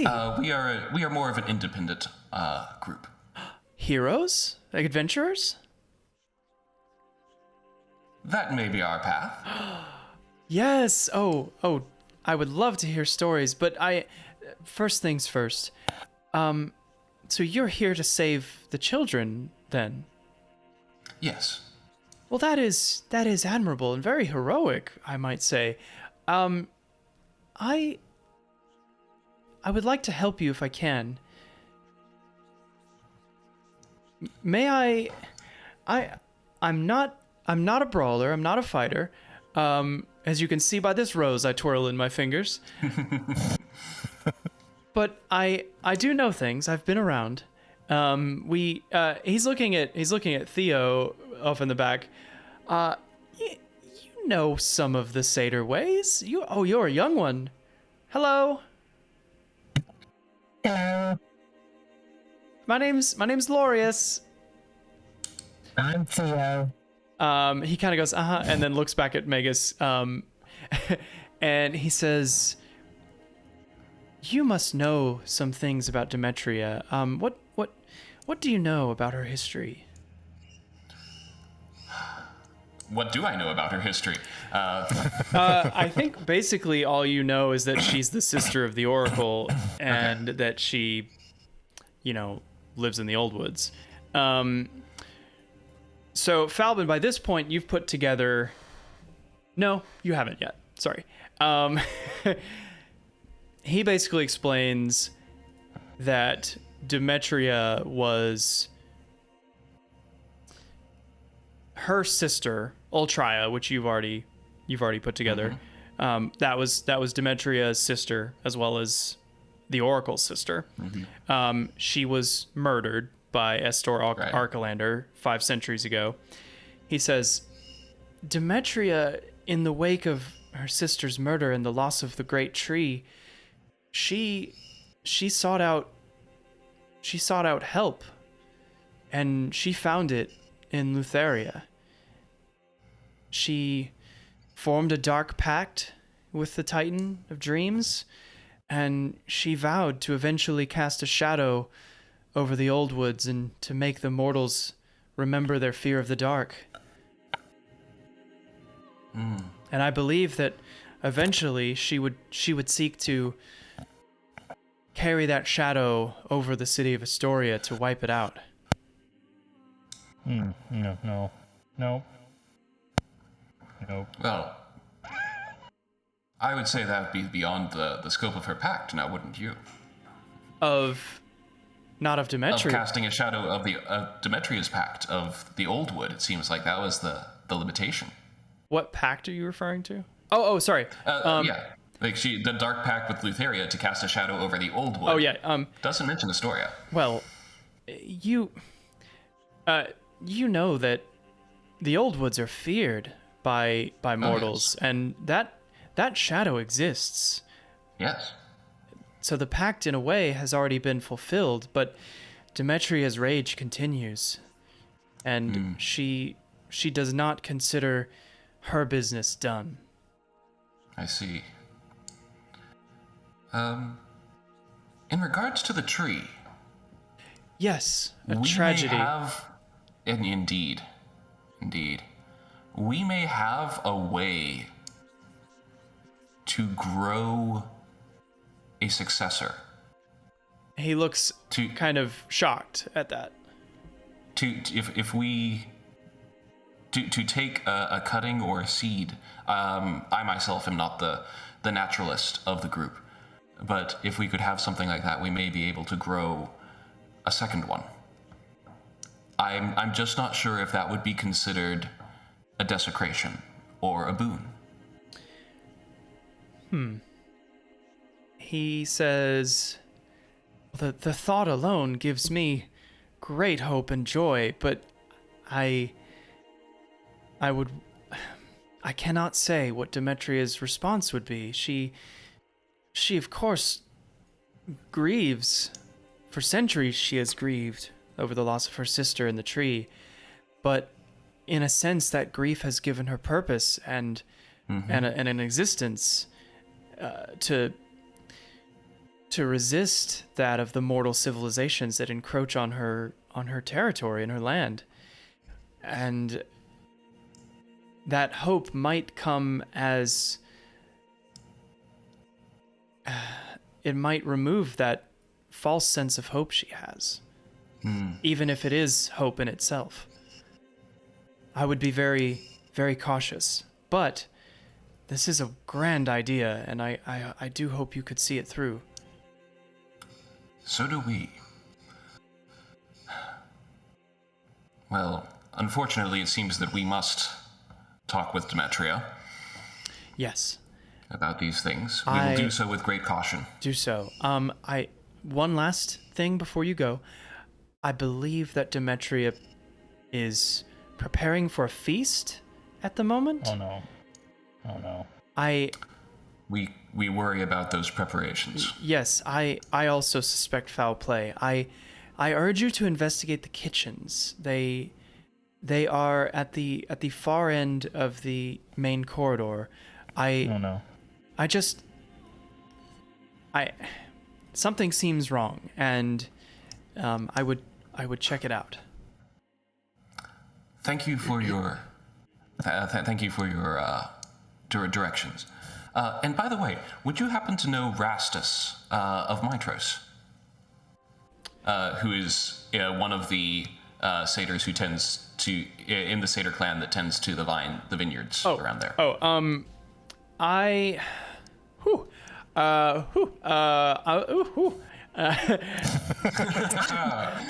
an owl. I'm gonna roll a d20. If it's high, he knows him. If it's low, he doesn't. That's a 18. He does. Yes. He says, "Oh, his work is quite masterful." I agree. He's a good friend of mine, and I too know of the satyr ways, and I give him a wink. Indeed. He gives a bow, and he like you're handing a knife handle first, he flips the rose around and he gives it to you outstretched, and he says, "For good luck in your quest." And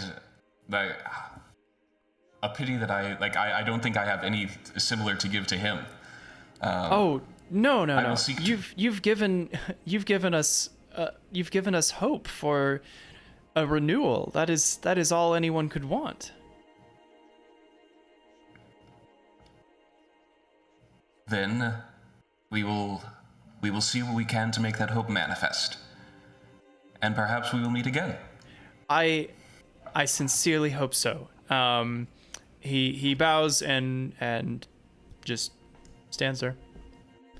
I return the bow, and I pin the rose into or work the rose into the clasp that's holding my chiton Nice. on my shoulder. Nice. Cool. So Falvin's gonna talk to the group and say, "How about let's try to get to the kitchens as fast as possible, and maybe I'll try to sneak in to see if we can make an action on whatever's in there." Yeah.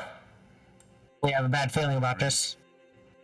All right, I'm moving at stealth with this stealthy shadow. Uh-huh. I'm moving I'm gonna behind. go all the way to the. 1 second.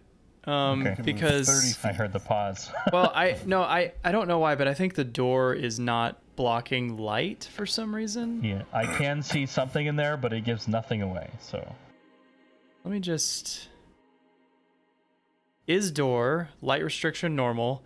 I think it's that lighting module that I had to disable because it was breaking the game today. So, whatever, we're just gonna... I'll just not look. Just don't look. It's a transition. I mean, I can... Hold on, let me actually describe the hallway. Okay. The torchlit corridor descends for about 100 feet. The walls are decorated with ancient, colorful mosaics, which depict vignettes of 6 armed warriors, which you've by now know as Geigans, just like the statues you fought earlier. And they are warriors, they are farmers, they are priests. This is like a microcosm of Geigan culture.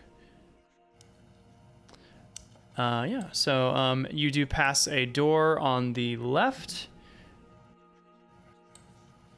And Imagine yep. Shade and Falbin, or Shade's shadow and Falbin are up ahead, and the rest of us are following much slower, as quietly as we can. Cool. Oh yeah, that door is not blocking light. Huh. Yeah, I don't know why. I am sorry. Pretend you don't see it. That's a nice looking door. This door at the end of the hallway sure as shit's blocking the light. So that's It really is, yeah. So can I try to use perception or something to figure out what's inside the door before I just open it? sure. Are you just like listening?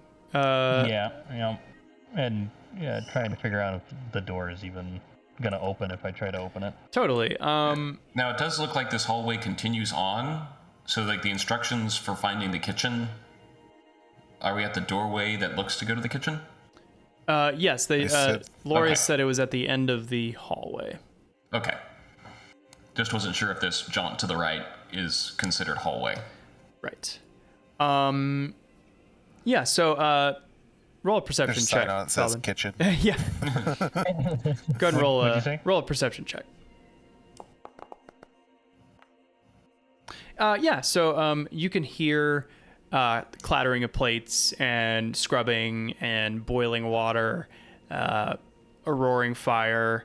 This seems like the kitchen. You hear cloven feet stomping around inside, probably goatlings. Can I tell how many potentially, or more than a number? Or... I don't know about with that perception roll. Right. At least one, probably no more than Okay. 4. Okay. All right. Well, I'm gonna look at the shade shadow and indicate that I'm about to go in. Breach and clear. All right. So I'm gonna open up the door and I'm gonna go in and I'm gonna attack the first clear enemy that I see. Okay. Shadow is following. Yeah, go ahead and I think you should be able to open the door. Boom. there Boom. are 2 goatlings. They're both wearing like chef's hats and aprons. They don't have weapons, and they actually don't seem to care that you're there. They're just continuing cooking. But do you go ahead and? Oh yeah. Yeah. I have a abundant, deep vengeance rage about goatlings and the countless number of nights I have not slept well. Oops! I accidentally made a wall. It's gonna die. You got it. Okay, so we'll go ahead and roll initiative. They are not surprised because you came in Sure. normally. I wonder if you guys get this. I wonder if you'll win. Well, I don't know. I don't know. Okay, Shade, you're up first. Shade's actually going to use his, well, no, he can see this guy right here, so he's just going to attack through his shadow Okay. and attack Let me change your Shadow's initiative to like 23. right in front. That works. And he's just going to glaive that guy. Cool.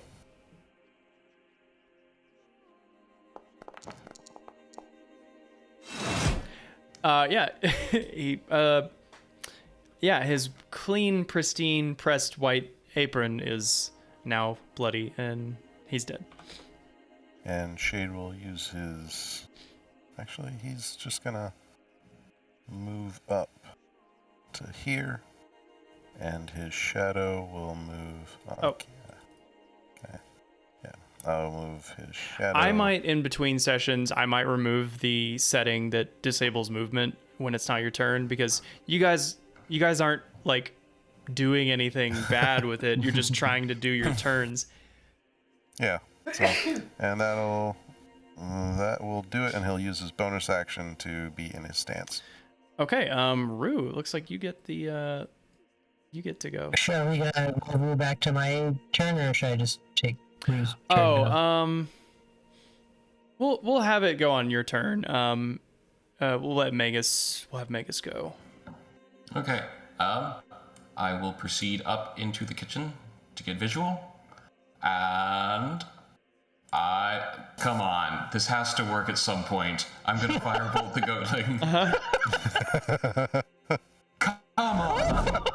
I can't believe it. That's a miss. They have a 13 AC. I do apologize. If you wanna, no, you used your inspiration already, didn't you?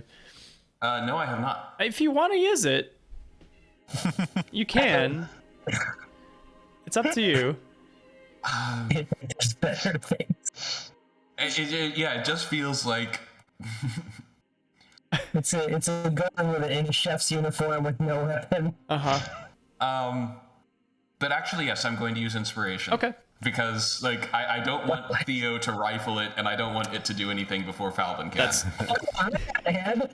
That's totally fair. Okay, roll one more attack roll. No, I'm just going to use the +5 Oh, part of right. inspiration. Yeah, totally. Yeah. I mean, a max damage firebolt.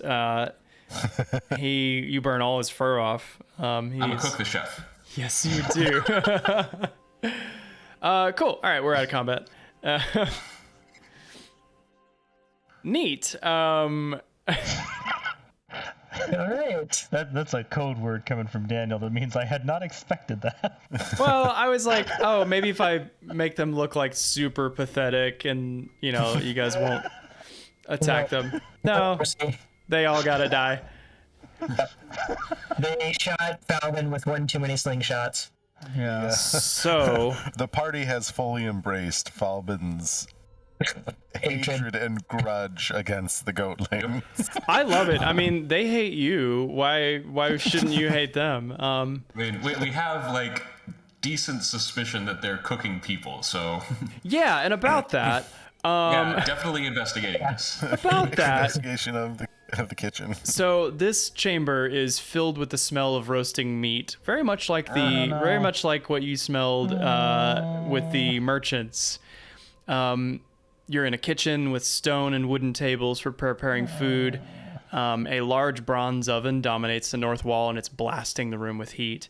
Currently, the slaughtered carcasses of 4 teenage boys are being prepared. Yeah. Yeah, they needed to die. Yeah. Good call, Falvin. So, I mean, they're all, you called them carcasses, they're all clearly dead.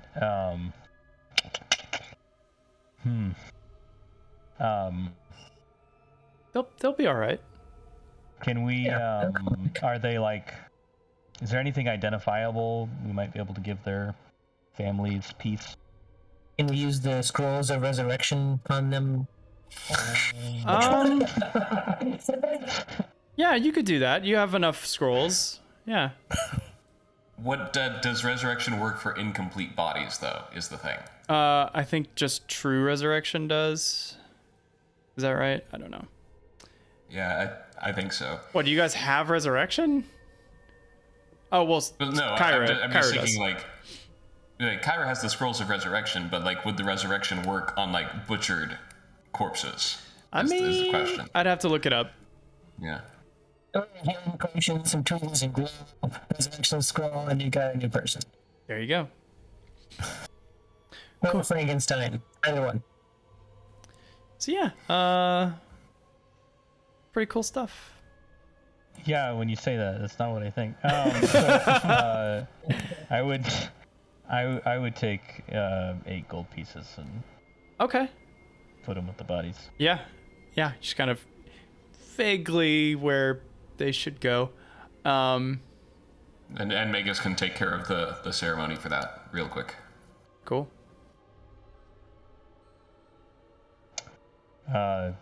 And then is there anything else we can tell about what's going on here without getting too upset?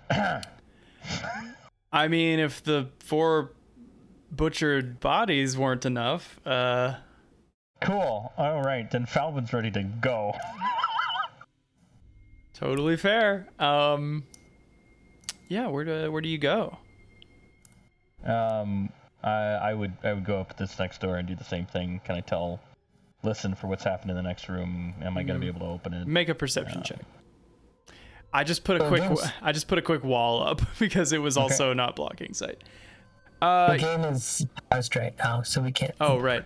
You hear no sound. You hear like a torch flickering maybe about 20 feet away from the door, but you don't Alright. you don't hear any other sound.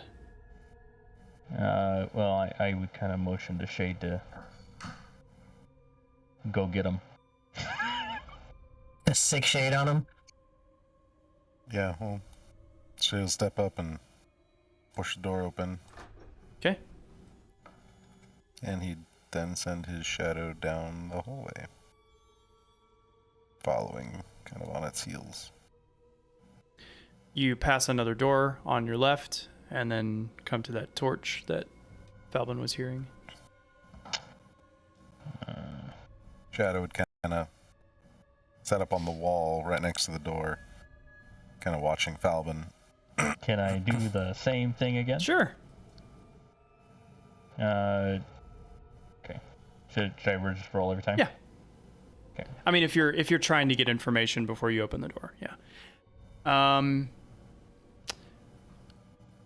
Torches inside. No other sound. You smell some like incense. The door does not appear to be locked.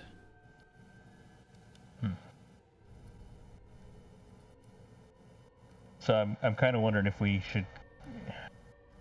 How do we want to go about this? Are we trying to find where Demetria is at and face her directly? Have we already found the commoners that were at peril? Are there other commoners? What are we trying to find right now? Because if we're trying to find Demetria, we need to keep working our way in. If we're trying to find the commoners, we should probably fan out from here back toward the entrance and check all the entrances. I am a bit curious as to what was in all of these rooms. Yeah, I would feel a lot more comfortable if we kind of covered our backtrack to make sure if we do have to leave in a hurry, nothing's jumping out behind us. So you want to backtrack? Yeah. Yeah. Yeah, because it looks like we were too late to save the kids, so now we be cautious. Okay. So you're returning to the main hall with the two doors. So then I would do the same thing to this door. Okie dokie. Switching. Let's see. You hear snoring inside. Alright. So it's gonna be a baddie or it's gonna be a goodie? I'm gonna open the door. Okay. Go ahead and open the door. Ching. You open the door and there is a round chamber. It's very warm. There's animal skins and pillows. It's very comfortable. It's like a sleeping chamber. You see 4 young men and women sleeping on the skins. So I can't look back at the other guys and should we like wake them and take them back to the entrance? What should we do I here? don't know how amenable they'll be, but the other thought would be like talk to Demetria first, but I don't know that Demetria will let them go. We might want to check this other door first. Yeah. Could let them continue sleeping. We're being super sneaky sneak. Mm-hmm. And I'm just gonna whooshing. Uh-huh. Let's see.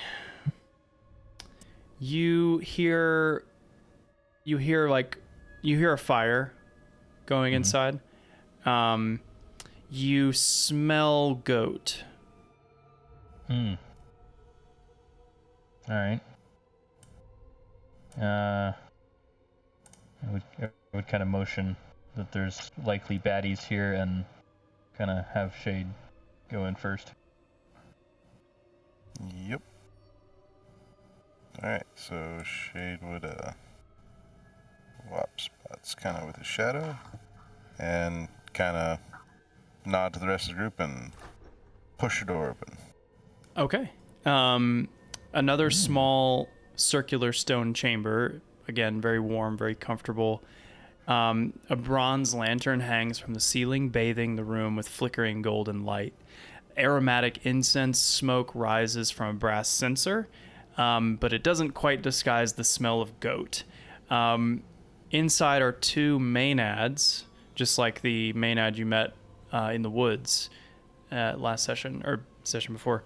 They are drinking wine, eating mushrooms, and feeding their goatling children the same. They spot you, Shade, as you open the door, and one of them says, "Who are you? I demand to know." And their goatling babies are like growling and hissing. Shade would basically kind of glance at Falbin and just step in. Oh. Step into the room. They appear drunk and angry, but not immediately violent, but they are definitely getting uncomfortable as you step into the room. Like they may attack. Shade would just kind of Falbin.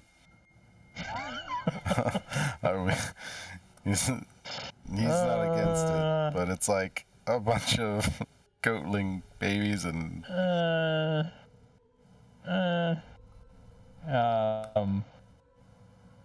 mean, we killed the sheriff. What's little babies? There are lines. So I guess Falbin would respond with, "We're here to speak to your leader, Demetria." This is the truth. Go ahead and do a persuasion check. Persuasion check just to try to. If you're trying to convince. Uh-oh. Okay. oh no. I'm gonna. This is why you don't persuade usually, Falbin. Okay, yeah. 15 was the DC. You see, they have like empty wine bottles they're about to like smash and, make stabbing weapons. But I say, "Oh yes, the mistress.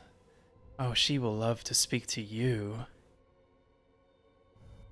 Could you point us in her direction? Yes, back the way you came. But please stay. Enjoy some wine and sweet mushrooms with us. The children, they won't bite.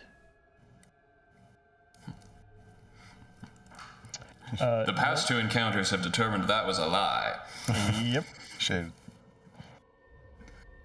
Unless Falbin says anything else, Shade would say, "No, thank you. Our business is urgent." Your loss. Nope. And We're- close the Lock the door. I'm gonna build that wall back so you guys can't even see in there. Yeah. So these commoners, before we move on, is you want to try to do something for them?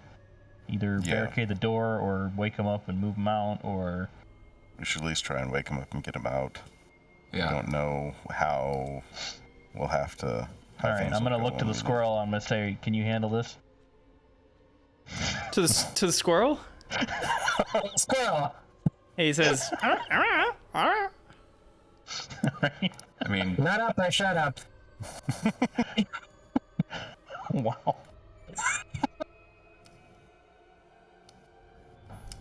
What were you going to say, Shade? Shade would at least walk in and start kind of making a circuit of the room, kind of grabbing each one by the shoulder and just kind of shaking them gently awake, assuming they wake up. Just say, "It's time to leave. You have to go." "What, dude? Oh my God, who are you? Are you the mushroom guy?" Yes. Man. I am the mushroom man. All right, okay. Your friends are waiting outside. I mean, you look like my friend, dude, but yeah, all right, cool. He goes, "Marcos, Theo." Wow, his name is Theo too, Jesus. Niken, let's go. This guy's got more mushrooms for us. As you go to leave the door, the vines surrounding the doorway attack you. Oh, damn vines. I'm just gonna have them roll 2 attacks right now. That's a 17 and a 19. Do the 19 hits? The 17 misses, the 19 hits. Okay, you're restrained and you take 3 bludgeoning damage. Oof. This again? I guess we should probably roll initiative. As we learned last time, it gets complicated when I'm trying to shortcut combat. All right. Oh man. These roots are so I was good. 1 away from nat 20. Oh, really? Animated root. Right. Animated root. We'll just start with where they went in the order, just for convenience sake. So Magus, we'll go ahead and, since basically you were surprised, so we'll start with Magus. Let's skip down to Magus. Come on. One more. All right, Magus. So I have visual on the one on the upper side. Is that the one that's restraining? No, it's actually Shade? this one is restraining him. Okay. I will kind of move up to where I have a little bit of visual. Perfect. And I'm going to, like, one of these days this spell is going to work, and I'm going to firebolt it. Yeah, that works. And it does double damage. I'm also going to empower that spell, so I'm going to re-roll Okay. the D10 to hopefully get better than a 2. Yeah.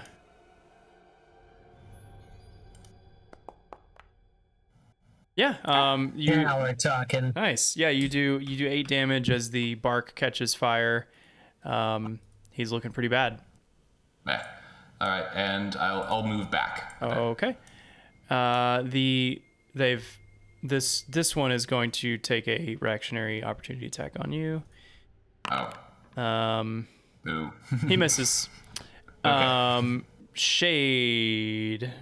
You can just skip that, or I will end that one's turn. It's Theo's. Okay. Theo. A question. I do have a crossbow Uh-huh.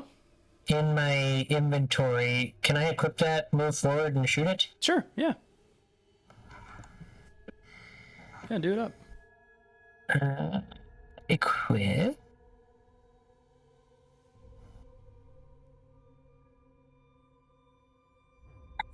Forward.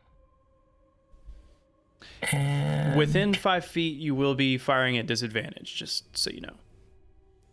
oh, darn it.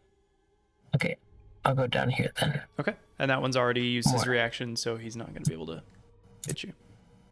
I'm gonna focus on him and shoot him with my crossbow. Did it? No. Shoot. Roll. I'm hitting the roll button, but I'm not seeing anything. You have the crossbow Light crossbow. equipped.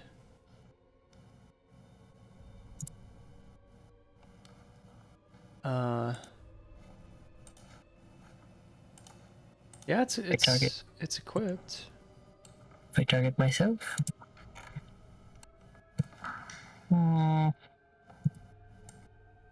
Still not working. Third time's the charm. It's not wanting to do. Let me try. Maybe if I roll Yeah. the bolt. Wait. Something just happened. I rolled the bolt. You rolled I don't know. It looks like it's the same modifier, I think. So, yeah, I mean that hits. It's like a D6 of damage, I think. Boom. I can do a quick. plus 6 Or it's a to hit, it's 1d8 D8 plus 4, yeah. plus 4 piercing. So you could just roll a d8 on the left bar from the simple dice roller, and then add 4. Exactly. Exactly my thoughts. Except I was gonna roll 2 of them because Cool. I They're would. the same, so it's 8 plus 4 is 12. Yeah, you shoot it right in its critical weak spot that all roots have, and it dies. Excellent. Does Rue want to do anything? Rue's gonna. I'm gonna end my turn, Okay. and then if Rue could move, Rue would go in there and claw that root. Hoofed. And then Rue would do the old. Oh yeah, Oh, crit! yeah, Rue. Look at that. Yeah, Rue shreds this mass of roots, pulling it free from Turns shade. it to mulch. Turns it to mulch, love it, and saves the day and ends the combat encounter. Cool. It would make a soft caw of victory and success, Love it. What a good knowing that we're trying to be stealthy. What a good boy. Shade would brush the wood chips from his arms and nod to Rue. Cool. Yeah, so what are you guys doing with the teens? If you want, we can shorthand what you do with them. Are you just leading Take them? them back to the group. Yeah, all right. Yep. Nick Heard him. and Corina or whatever, they keep The babysitter. I just Love it. teleported them through the wall and they're back there. Yeah, Love I it. figure we'd at least let Karina know very succinctly. Those are all we found. There were 4 that didn't make it. Okay. And tell her basically we're going back in to make sure there's no more. She thanks you profusely and continues wrangling the ever-growing number of drunk teenagers. I'm also going to communicate the same to Glorious. Okay, cool. That and maybe ask if he doesn't have to actively involve in wrangling the teens, but if they start to drift too far and get back into stuff over their head, to maybe help direct them back. He offers to sing them a song to help calm them and entertain them. Lucky them. Yeah. He looked very, very pleased to see you come back, but then very sad to see you leave again. Okay, so you guys are going up to the room at the top that you saw earlier? Yep. I can't remember what happened here, so I don't know if I should roll again. So you heard torchlight and smelled incense, but no other sensory data. Then I am. Are we ready? I will. Before this happens, I will use one action to recharge my sorcery point. Cool. All right. I'm gonna boldly open the door. Okay. Oh, it's a wall. Oh. All right. You Cool. open the door and you enter into a lushly appointed bedroom. It is covered in rugs along the floor and silks over the wall. A beautiful bed carved from living oak dominates the center of the room. You see a trunk at the foot of the bed with an ornate lock on it. Time to take a long rest, fellas. One big bed. I didn't take the knock spell, so long rest ain't gonna help with the chest. I think I'm probably gonna fiddle with the chest a little bit. Check if it's trapped, and then probably try to pick the lock with my thief tools. Cool. Go ahead and do an investigation check to see if it's trapped. It appears just finely carved and like a chest that a noble person would have in their quarters. You don't see immediate traps. Gonna go in to pick it. Thief tools. Go for it. That is exactly the number you needed. Yay! With a click, the lock satisfying. opens, and you swing the lid open, and inside are trinkets and jewelry. There are 2 necklaces worth 100 gold each. Ooh. And Whoa. there are 4 rings worth 50 gold each. Ooh. Also, You can cover a lot of corpses with that. also 6 various gems, each worth 50 gold. Wow. Dollar bills. Okay. So I don't want to like. Can we just like make note of that and then deal with it later? Yeah, I'm typing it Yeah, out in yeah. the chat. Basically, scoop it up into your bag and we. Yeah. Let's just in terms of RP, we pick it up and we're going. Yep. Because I'm assuming we're gonna want to divvy that up for deliciousness. Yep. Holy crap, tons of monies. Yes, Dollar please. bills. Oh, yes. Close the door behind us. I told you you guys would So I get can't money tell soon. what's happening here at the end of the hallway. It just goes to dark. Oh yeah, sorry. Is that a door? It is a door. or- I had to put up another Okay. wall there because the Yep, door that's wasn't another working wall. right. So then I do my trusty. What can I hear? Yep. Can I open the door? Okay, so in here you hear.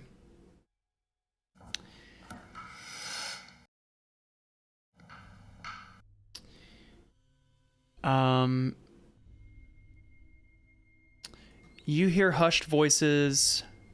You hear torchlight. You hear chairs kind of scooting. You hear wine being poured. Yeah, there's several. Do I get any sort of sense of like how many voices?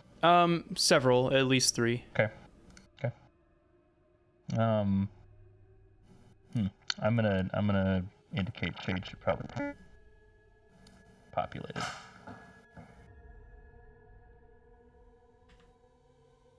Then I should open the door. Yeah. Okay. Well, then, I don't know if we I don't can outright attack Demetria. Be careful. I'm not gonna. No till you try. You can try once. Hey, I don't want to hear from the guy who got slapped down by a god already. Fair point. Touche. Oh, later, you know. then if that's the case, I would have my shadow next to me. I will open the door. I can't do it. Okay, Here, I go can't for do it. Now you can. There it goes. All right. Oh, Oh, there is stuff. don't like that. That's a Geigen right there. Oh no. Okay. I will open the door and then I will close it. So I'll hit you with a quick word picture. The feasting hall. This is the feasting hall. Is dominated by a huge table, carved from living oak. The table has enough chairs to seat a dozen guests. There are 4 guests seated at the table. More teenage boys and girls. Food and wine are just artfully arranged on the tabletop. This is like that scene in Hook where the Lost Boys have like the feast with their imagination, and it's everywhere. There is a gorgeous dryad at the head chair of the table. A slight resemblance to Versi, the Oracle. Oh no. And standing behind her is a huge 9-foot tall, 6-armed, single-eyed Cyclops type creature, with a number of weapons and shields, plural. And he is standing there watching. And at the center of the table is a beautiful silver dragon horn with gold fittings. Those are And it a looks horn. like this. Come on. Looks like this. Looks like this. No, it doesn't look like it's squished in my view. Oh, come on. There we go. It looks like this. Oh, nice. That's a nice looking horn. Yeah. Thank you. Yeah, so, okay. The Dryad, who is Demetria, opens her arms and says, "Welcome, welcome. You're just in time." Shade will cautiously step into the room with his shadow at his side. I don't know why you can see through the wall there. Oh, that's another room. That looks familiar. Everything is just working perfectly. Yeah.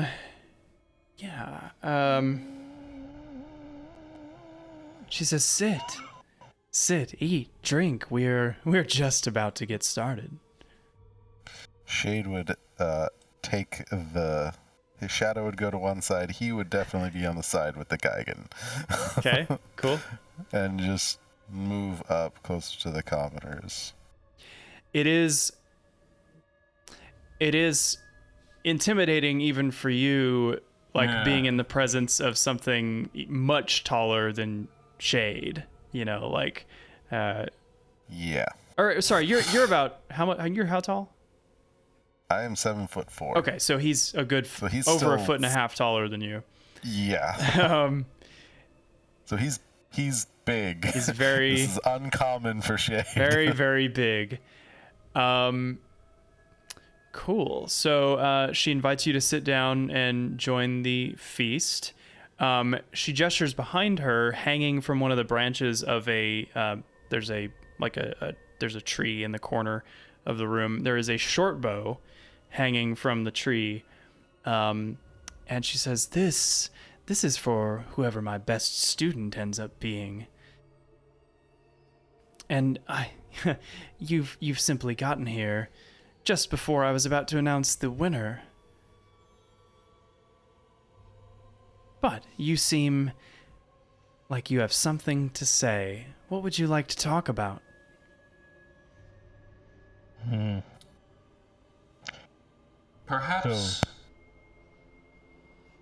Perhaps there is something that we can do for each other. Oh? We come here at the behest of those who would like to see their sons and daughters again. We also come in search of your lovely centerpiece.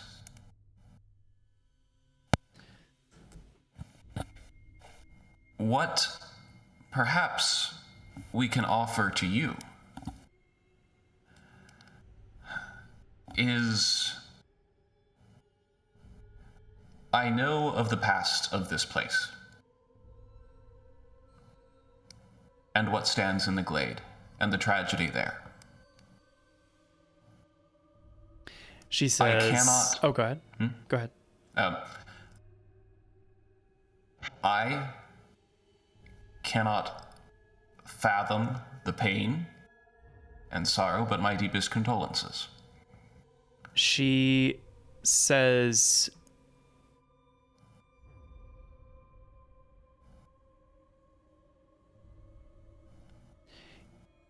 You are welcome at this table as my guests, but damn your condolences, sir. You know nothing of my pain. You know nothing of your quest. You know nothing of the cruelty of the Dragonlords, what they have done, what they were capable of, what their legacy remains. Do you even believe you're truly fighting for the right side in this conflict?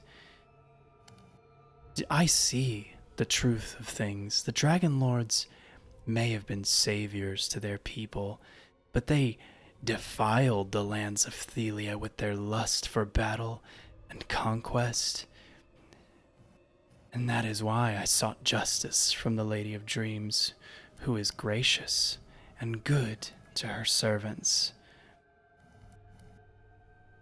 And you, and she looks at Falbin, you poor, lowly creature. Your life will never be anything more than a long, cruel joke.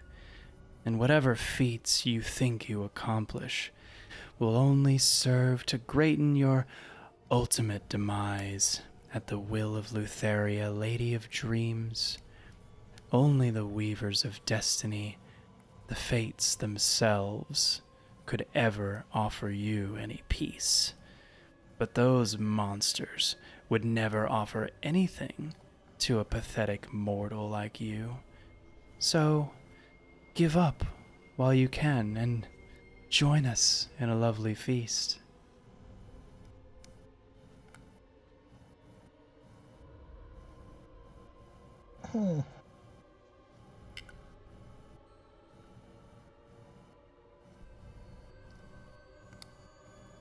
I admit that I am learning truths that I had not previously known.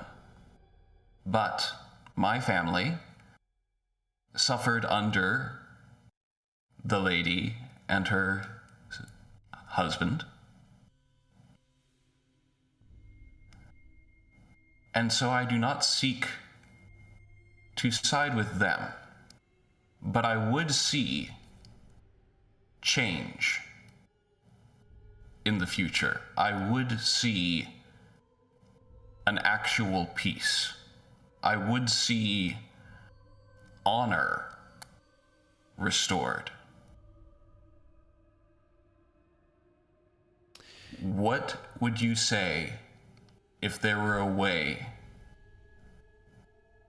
to regrow the tree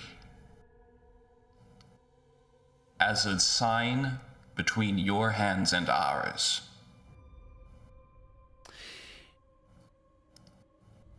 She grabs a dagger from the belt of the Gigan and slams it into the table and says, "How dare you speak of my sister's tree? Do you have any idea?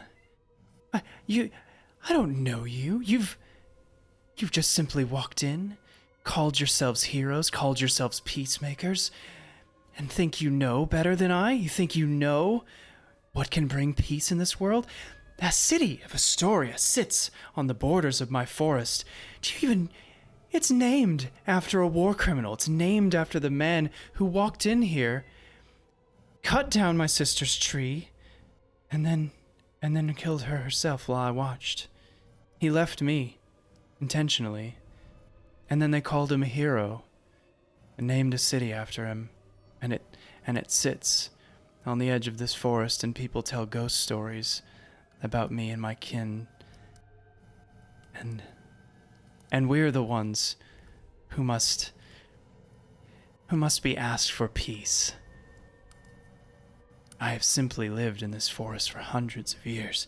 How dare I reclaim a fraction of what was stolen from me? But go ahead and make a persuasion check at advantage.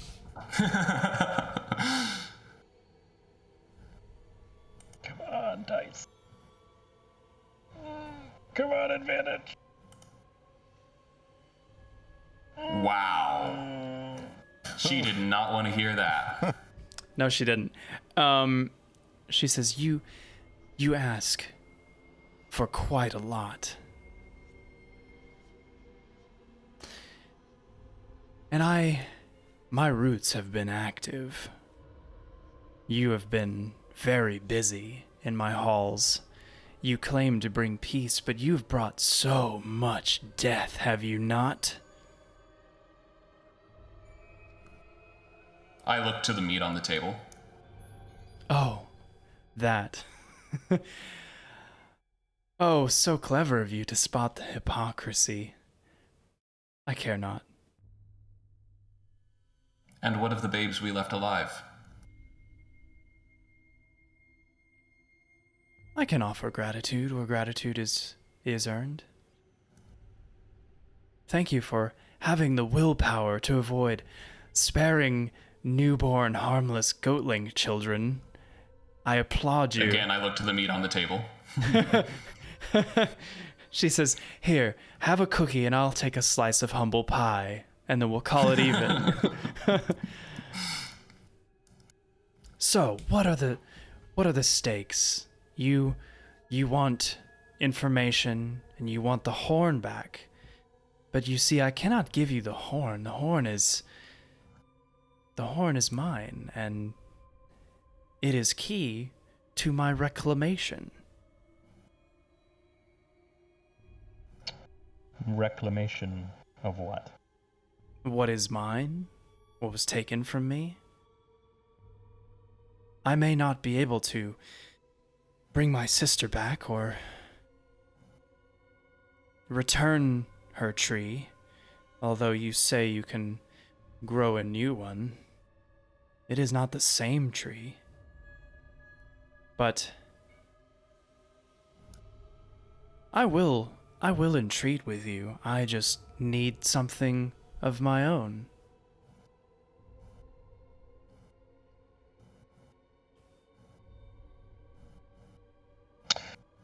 So, Falbin would pull out his golden arrow because it seems like Demetria has a thing for archery, apparently. And I would indicate that this is no ordinary arrow, and that perhaps can be the basis for a negotiation. Ah, a fine trinket. What is that?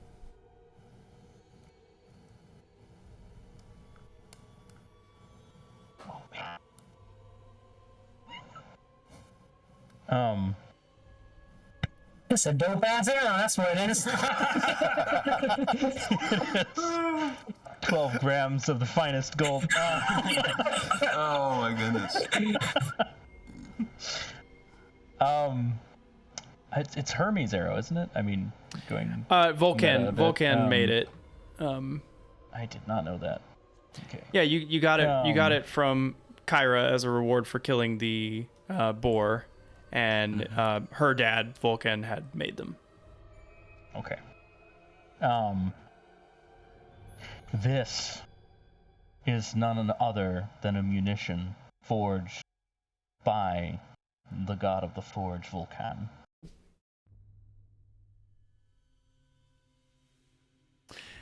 You know what side I'm on, right? I am grateful that you have deprived one of my liege's great enemies of a single piece of ammunition that they might fire in battle eventually when the oath ends. So for that, I say thank you, but we will add it to the dealings. And maybe it shall tip the scales ever so slightly. What else do you offer?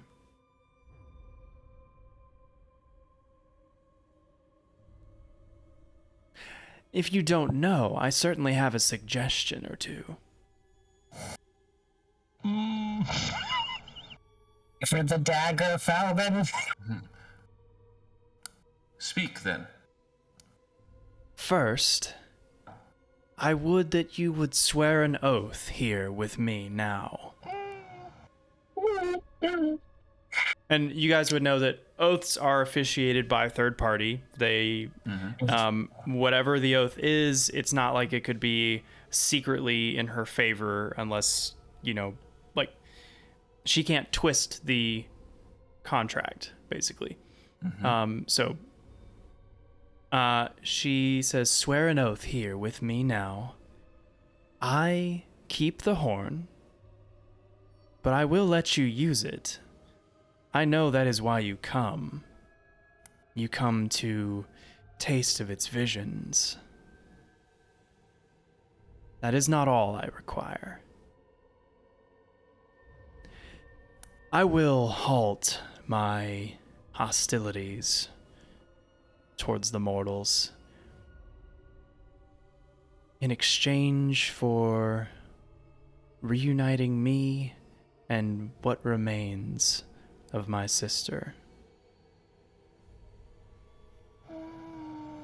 Do I know what happened to her sister and where those remains Well, might be? so basically her sister and the tree were like almost Oh, right. spirit relation. So she says, the ashes of her physical body reside here with me, but her spirit resides with the tree, and the tree is lost. I know not where.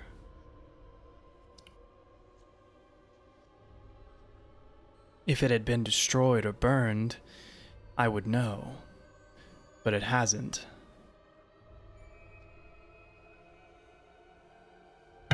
She wants us to bring the mask back. Yep. That's a big ass mask. So can we chop it up into some kindling?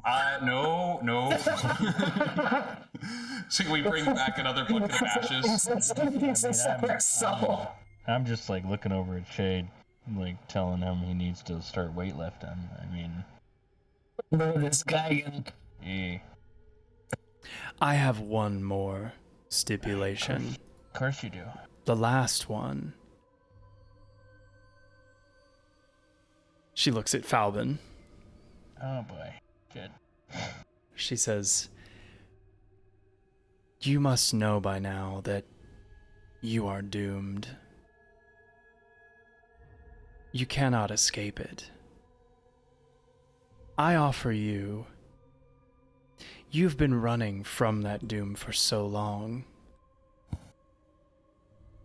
I offer you a chance to face it in part, now. Get some of it out of the way, you know?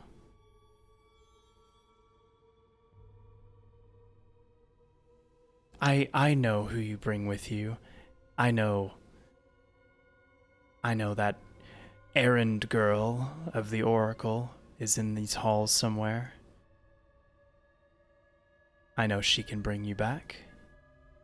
I merely request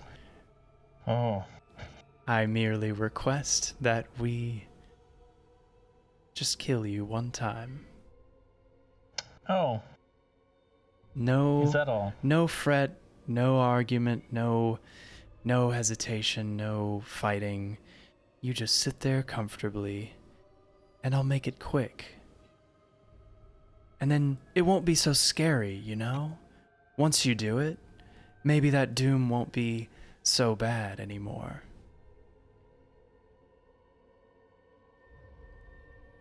And so Falvin's this is a lot.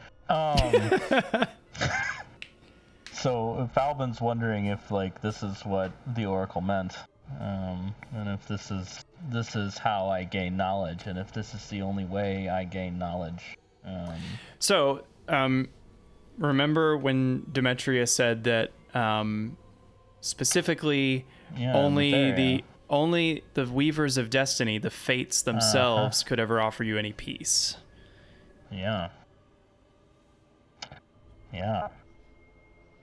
While this is going on, since Shade has remained silent, he would like to kind of eye up the Geigen, and I would like to roll a perception check to see what I can tell about, other than he's big and scary with lots of weapons. Like, does this look like a guy we could take if we had to? Sure. Yeah, I'd say that'd be like insight or investigation. Insight or investigation? Yeah. Okay, then I will do insight because that's what I have. Ugh, that was a crappy one. I mean, body mass alone, muscle mass alone, this guy is probably he's probably as strong as most of you put together. And the fact that he has multiple weapons, multiple arms, who probably would be able to dish out a lot of pain really quickly. Yeah. So I guess Falbin would kind of look to the rest of the group and it's one thing for me to decide to die to learn more about my own fate, but it is one of 3 items, and I don't really want to die if we're not going to deal with the other 2 items. She says, "Oh, you won't learn anything except for what it feels like, and that you don't have to be afraid of it." It's not gonna help you. She just wants to kill you. Basically, it's She's evil.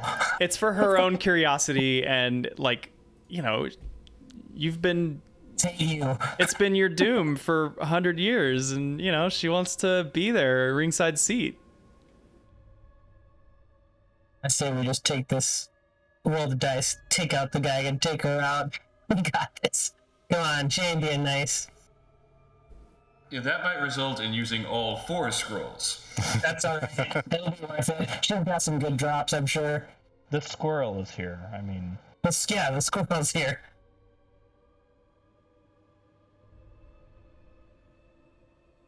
So, I guess, are we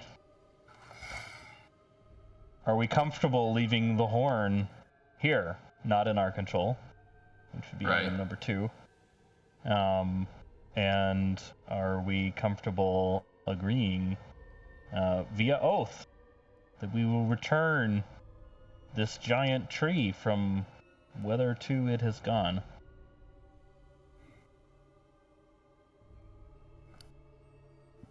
I don't really understand how that would be possible. Unless we get dragons and we can... Gold and ox and hired peoples. You're missing the obvious. The obvious, yeah. We find the Ultros. We take Demetria to it.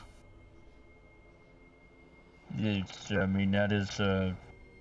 not... She just said reunite. She didn't say return it. Reunite. I mean, you're brilliant, so... Yep. My method's harder. Unfortunately... May I ask? Oh. Yeah. Go ahead. You seem to know our purpose with the horn. May I ask why you would keep it?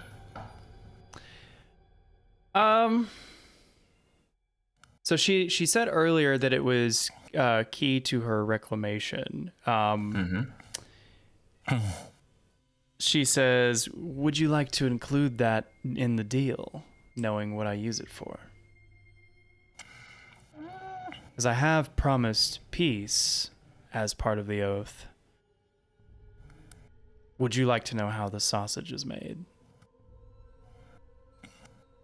See, the problem is if you don't like how it's being used, you're already oathed. So Right. I don't know that we could leave the horn in your possession.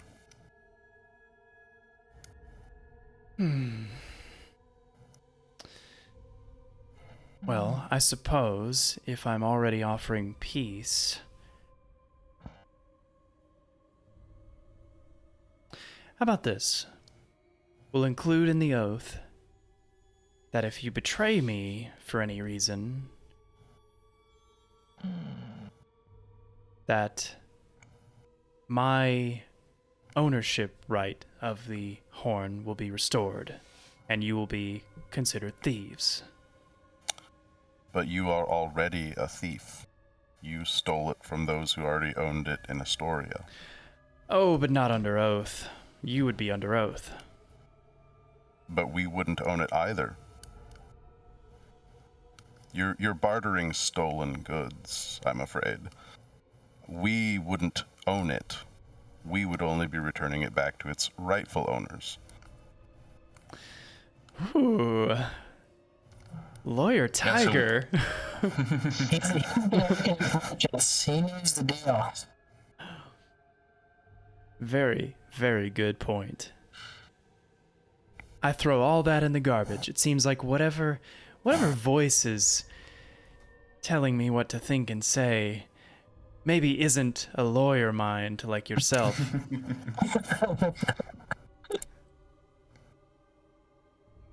Very well. I have no issue with seeking to reunite you with your your lost sister. To me, that is an entirely reasonable objective. And I would be willing to parlay on that. However, the horn, returning it back to its owner, and effectively slaying in cold blood one of my comrades are not acceptable conditions, to me at least. That would be my vote within our party. Oh, it's just the snakes that are cold-blooded, isn't it? It's warm and red in the most of you. And again, it wouldn't be murder if he agreed to it. If you take the horn with you, I simply must have my satisfaction. And the satisfaction of my sweet goatling children. But I will let you have the horn if you swear by oath. Swear by oath the other two? Yes. Reunite me with my sister and let you taste your first taste of death. And I will ensure peace with the mortals, and you may walk free with the horn. And, I know. Good. And the others at this table?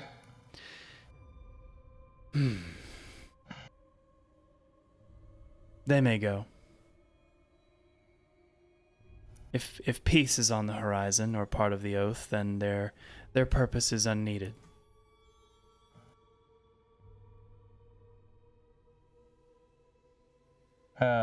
I know that we've got a house rule about like not rolling what somebody else has rolled, but I'm asking for a potential exception. And maybe Falbin can like try and understand if like we are completely outmatched here because his life is on the line as a part of the agreement. So what did you roll, Shade? Insight. If you want to roll investigation, that would work.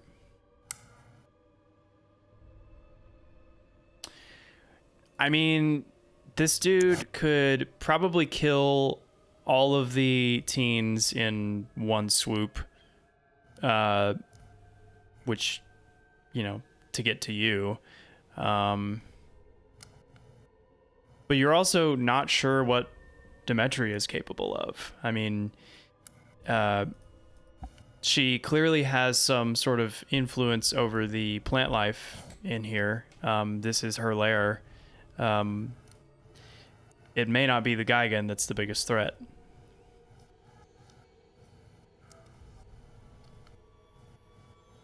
But you're all at full health. All 24 hit points of it. We have a squirrel. You have a squirrel. We've got Rue.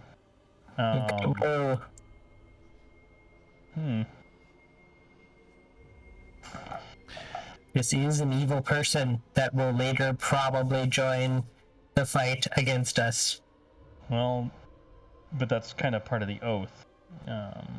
Is that we don't attack her? I would, since lives are on the line, I would know more specifically what you mean by peace. No violent action against the mortals. No kidnappings. I will remain in the... All mortals? Yes, all mortals. Okay. I will remain here. My maenads will remain in their groves and in their dens. If they are attacked, they may use self-defense. Would you not say that's fair? That is fair. Is this definition of peace acceptable?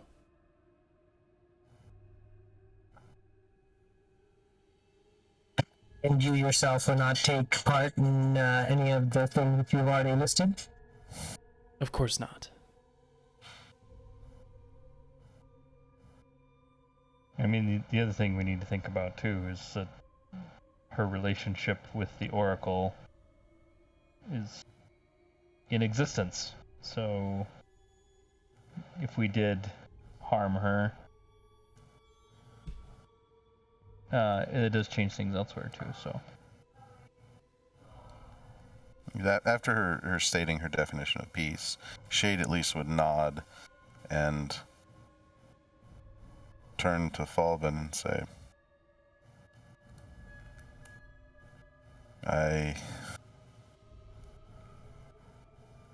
seems these are probably the best terms we're going to get. You've heard my piece. Falben, if you do not wish to die, do not feel that the pressure to have to die, that's ridiculous. Have to die for any reason. If that means that we all have to die here now, then so be it if you object to it. But this should not rely upon you giving your life. That would be just stupid. I'll abide by your decision, Falben.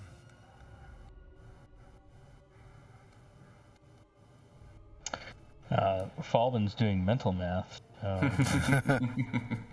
And dude, pretty confident we can't save these kids.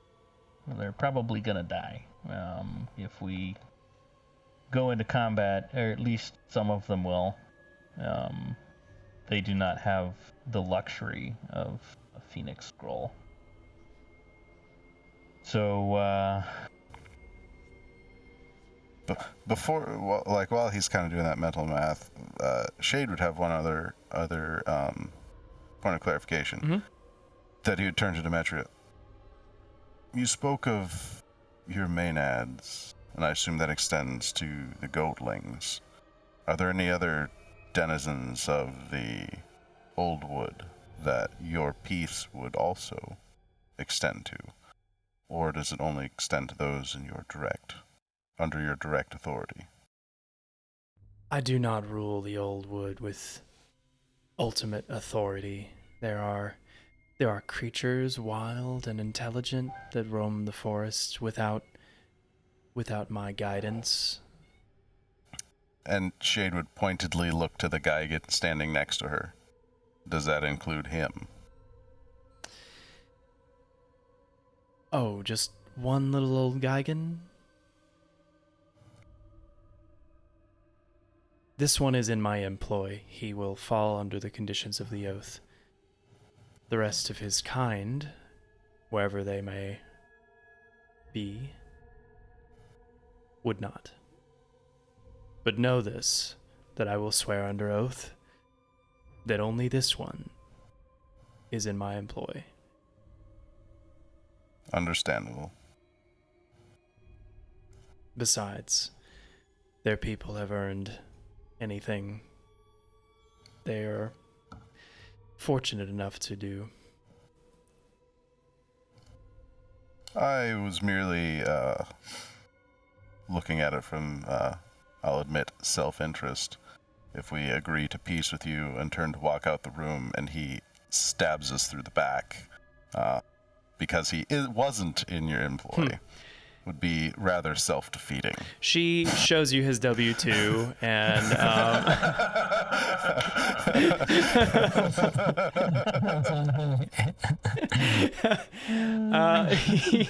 he works for the corporation. Yep.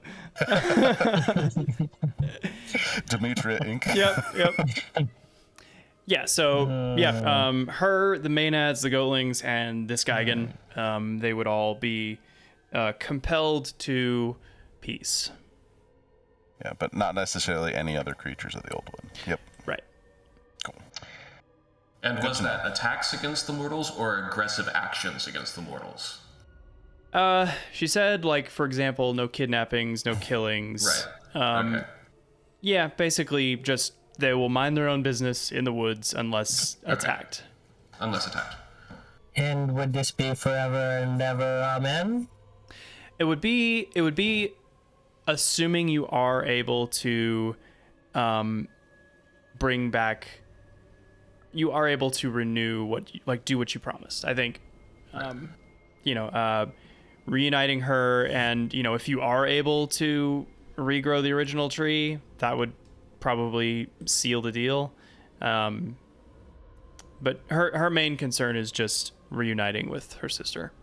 Right.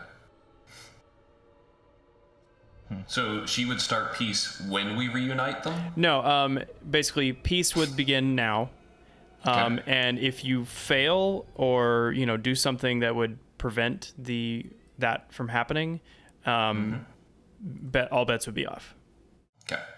So basically, if we pointedly ignore any effort to find the Ultros and reunite her with it, or we do find the Ultros and we intentionally don't reunite her with it, Exactly. we're in trouble. Exactly. Exactly.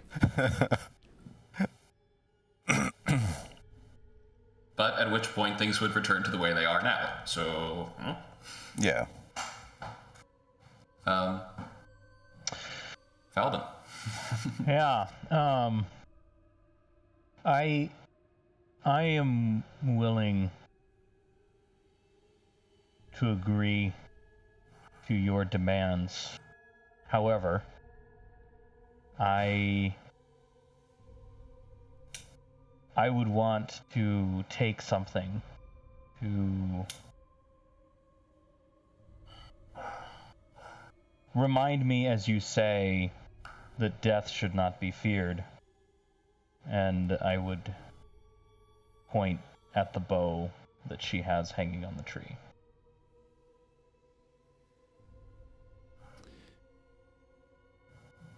You would have this as a gift?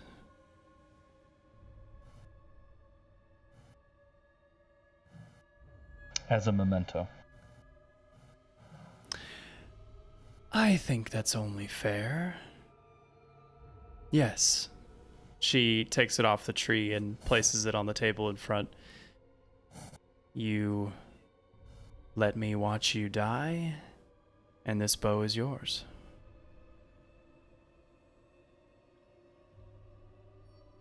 That's interesting phrasing, because I assumed she was the one doing the killing. I was assuming it was going to be the Geigen. I guess that's true too. I thought it was going to be goatlings. Yeah, she did specify as a stipulation that it would be quick. She did. So, at the very least, you aren't going to be strangled to death by vines over 3 days, sort of thing. So I would move to the front of the room.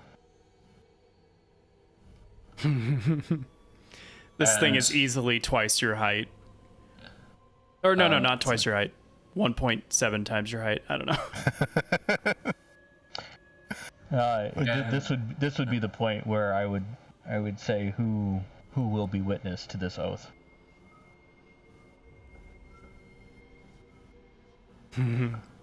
I believe there's only one third party. Well, other than the commoners here. Yeah, I mean, it would be the Furies themselves. Yeah. When you swear an oath, it happens, or else supernatural, even more supernatural beings come after you. Kyra is she is sweating. She's in tears a little bit because, this is going to be hard to watch. I will send her a quick message. Okay, what do you say? It's tactician and trickster. Is there any pitfalls in this we are missing?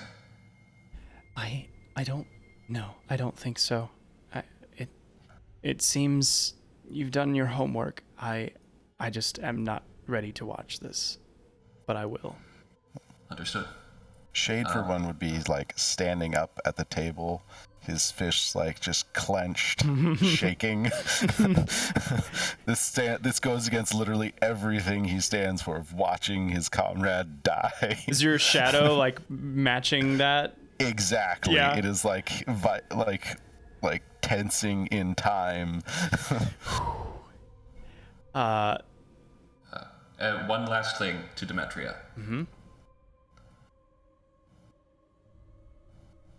Perhaps not as part of the oath, but I would still seek to look to the future.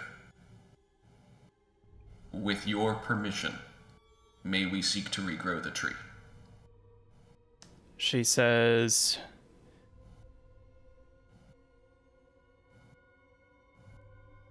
The part of me that hopes died that day long ago, so I do not put much stock in it. But if you are able to do this, perhaps part of me will regrow as well.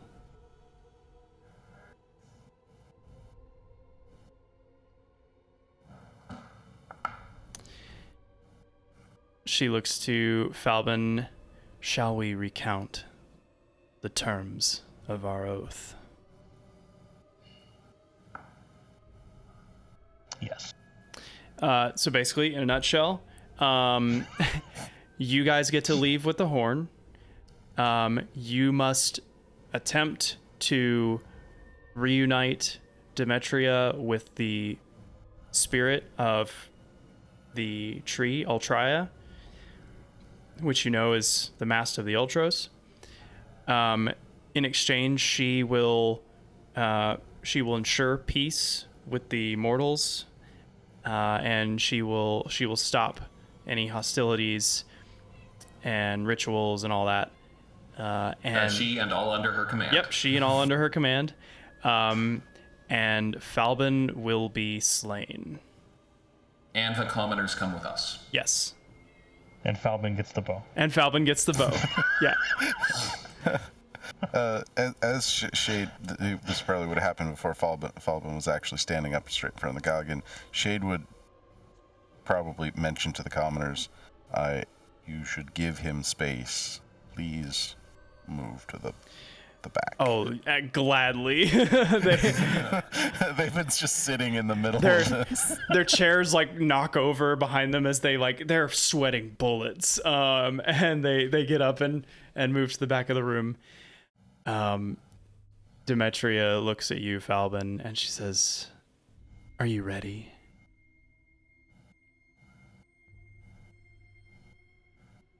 As I ever will be. Good. She looks up at the Geigen.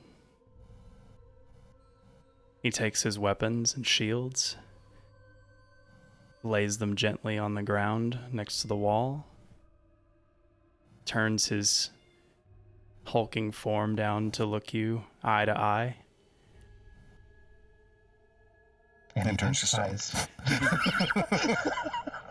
We're not that level. Right. And then, with one arm each, grabs each of your limbs and your head and rips you apart. And you are dead. And that's where we're end all session.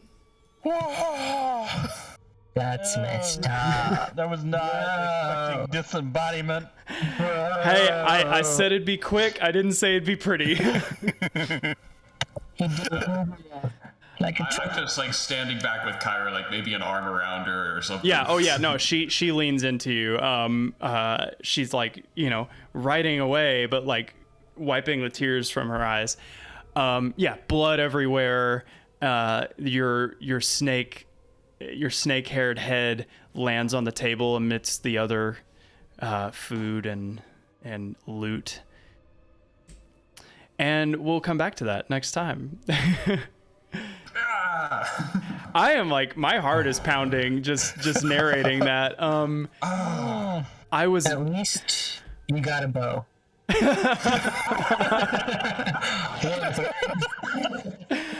It was to be a common half-carved bow. Oh no, it's better than that, I promise.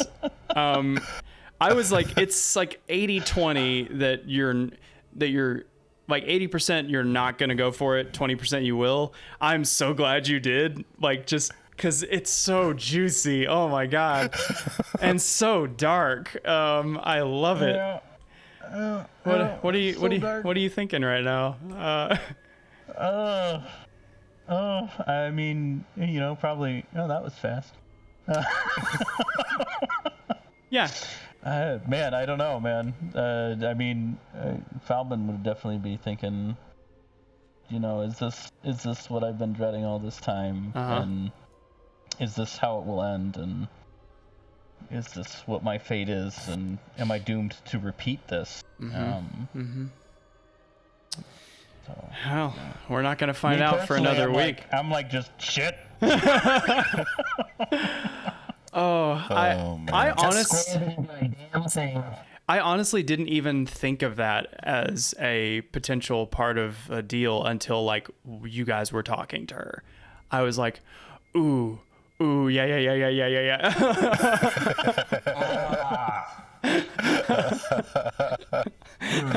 Oh man. Yeah. So you guys did deal well. I mean, It's Shade, like, with the horde. My goodness.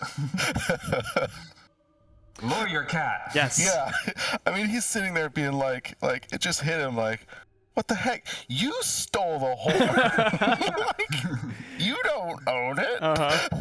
We're not gonna keep it. We're not. You can't leverage that against us. We're just taking it back to the people who do own it. A totally reasonable point. Oh yeah. I was pretty sure that was gonna be combat, but Like, that would have been horrifying combat. oh yeah. Oh man. Small room, big dude.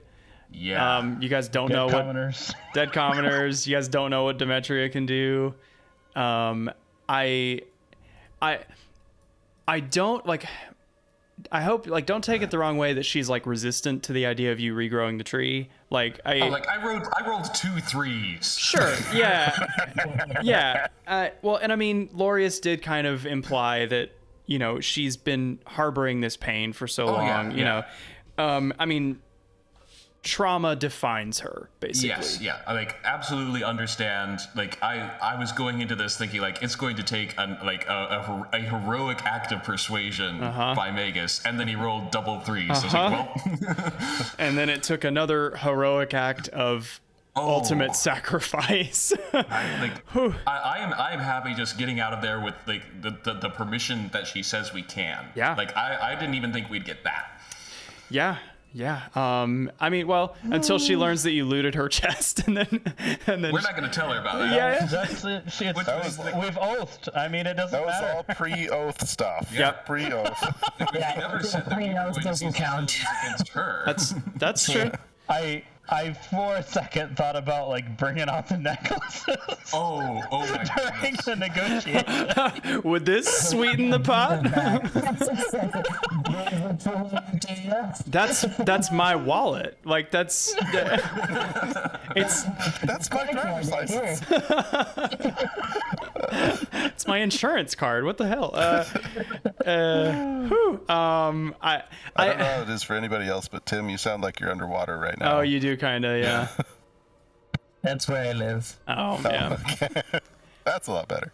I definitely thought you guys were gonna fight the Maenads in that one room. It's the babies, man.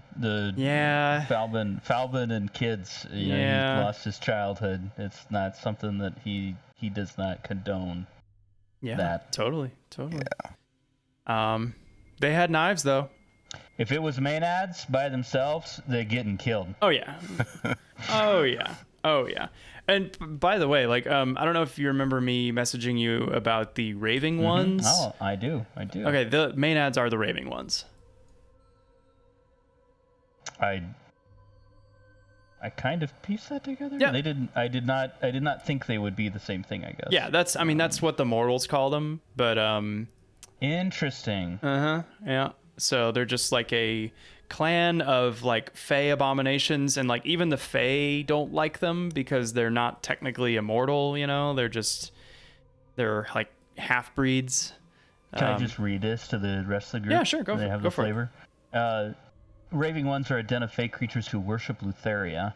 On the edges of the old wood, west of Atrokos, there is a system of caves where they are said to dwell. They sometimes travel along the roads in the guise of maidens in distress, luring travelers back to the den to be torn apart and devoured in rituals to the goddess of revelry.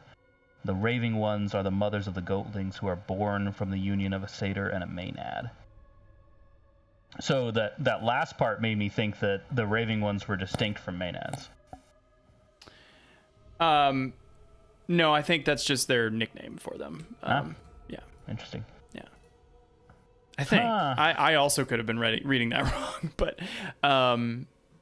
the book doesn't say anything else about what raving ones could be, so I just assumed they were the Maenads, but hey, maybe they're not. Okay, so I was curious because we've like explored Gigan ruins and stuff and talked about the their ancient empire and everything, that they were wiped out. Was it surprising to see a living Gigan? It kind of was. Yeah. Okay. Because like I knew it'd be a surprise to see a big old multi-armed Cyclops, but like I was like, I wonder if they're gonna be like, wait, they're supposed to be dead. But yeah, I was like, I mean, I think there was enough lore of like they're just very few and far between. Sure. That it was like eventually they're going to show up. I was a little surprised to see them this early. I was like, we're only level 3. Yeah. This sounds like a very overt like, don't try and fight these people, you will die. hey, we fought it in our group. Oh dang. We basically didn't try to deal with her at all. I mean, we were like, oh, you've been murdering kids, quit it. I assume all the commoners died.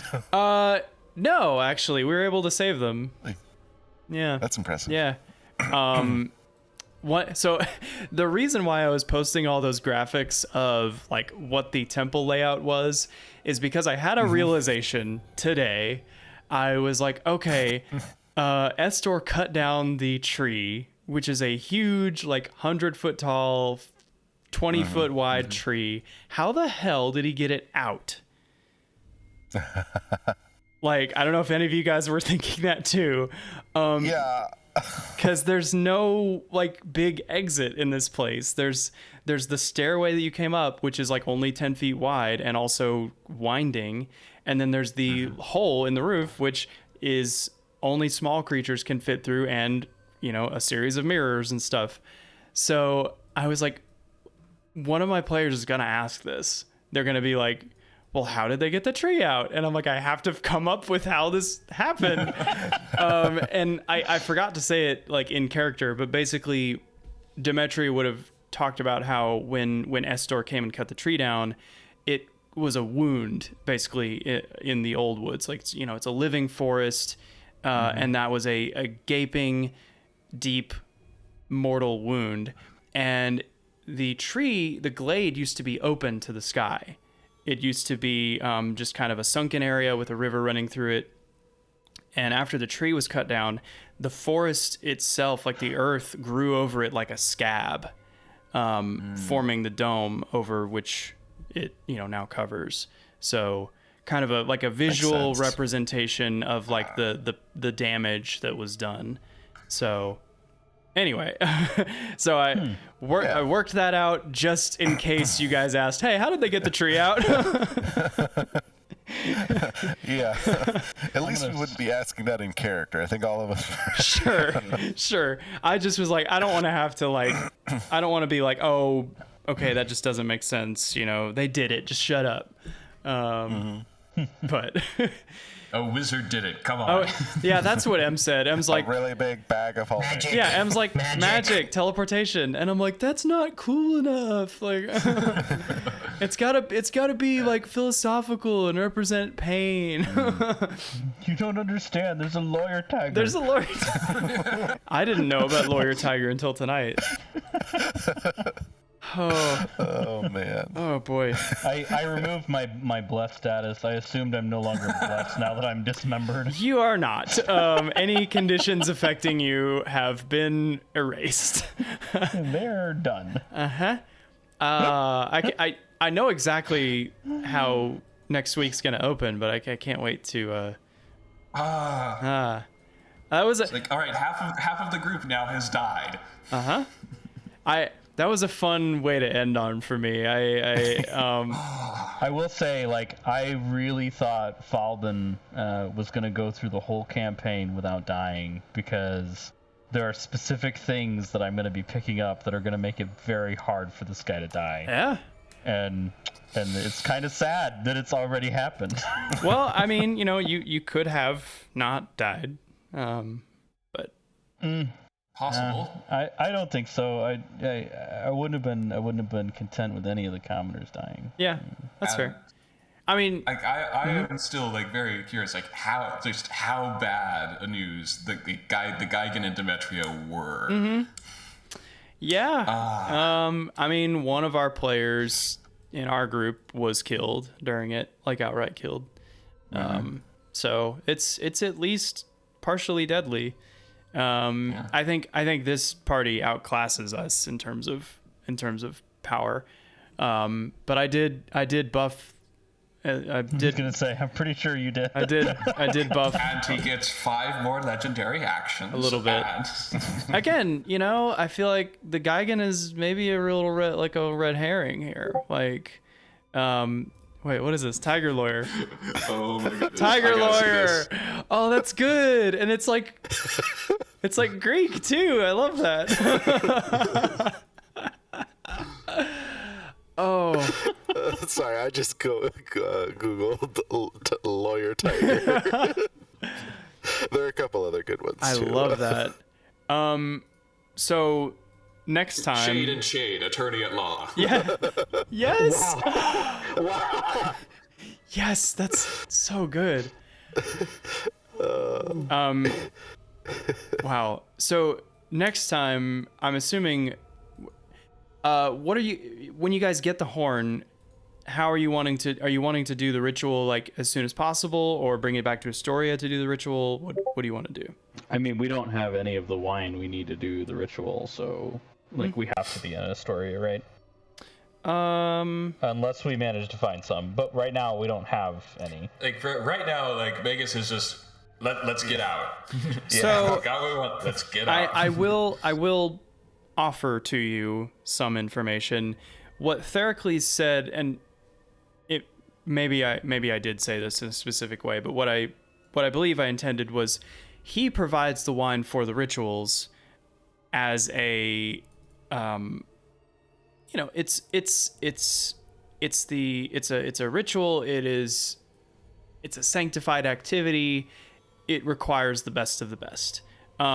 It may not necessarily require it mechanically, but it's like if you were doing a ritual, you wouldn't buy Welch's grape. You would buy the fancy stuff. So like he didn't strictly say that the ritual doesn't work without the wine. It's just that they do use the fancy wine because it's it's an honor, and it's Theracles he's Dragonlord blood, so it's a yeah. So our friend died for this. Like, yeah, we don't want to use the Welches. Totally. Yeah. I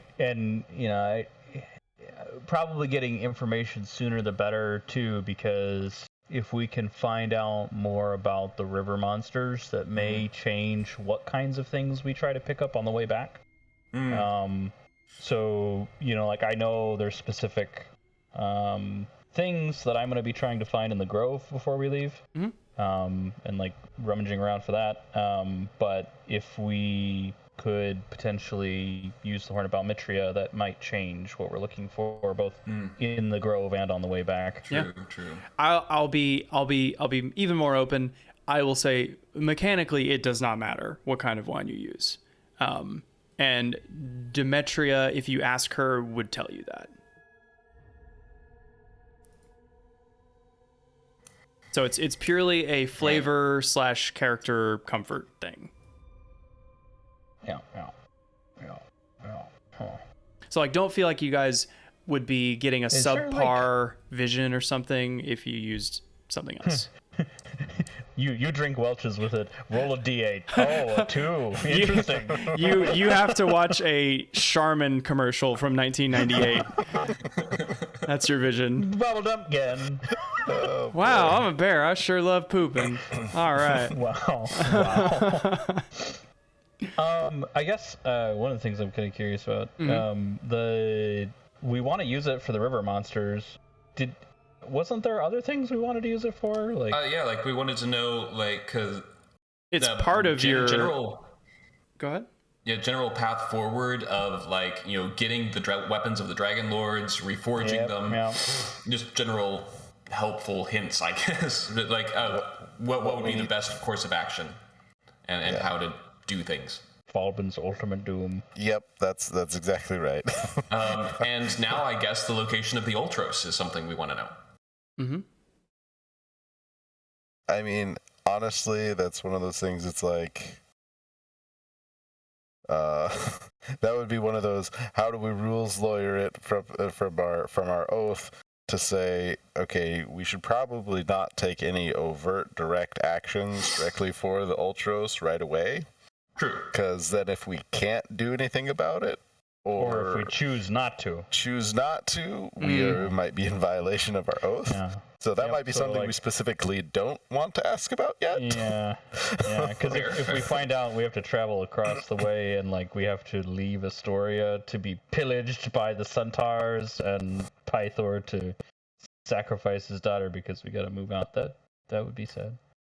Though, I mean, like, yeah, you're still probably right, but it could possibly be argued that it's like, yeah, we found out that we have to go, like, fight 5 Titans in order to get it back, and we're level 3, so we figured we'd have better chances if we waited until we were actually able to do it.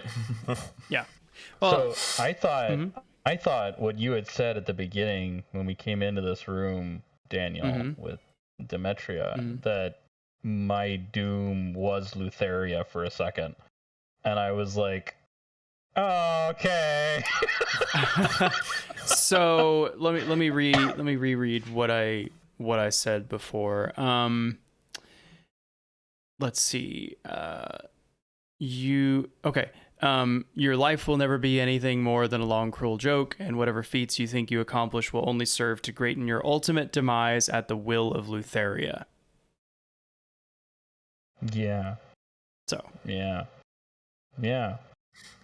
Read that as you will. It's not great. And I'll post that in Discord later so you can mull it over. But oh, thank you for letting me kill you, man. That's not often that gets to happen.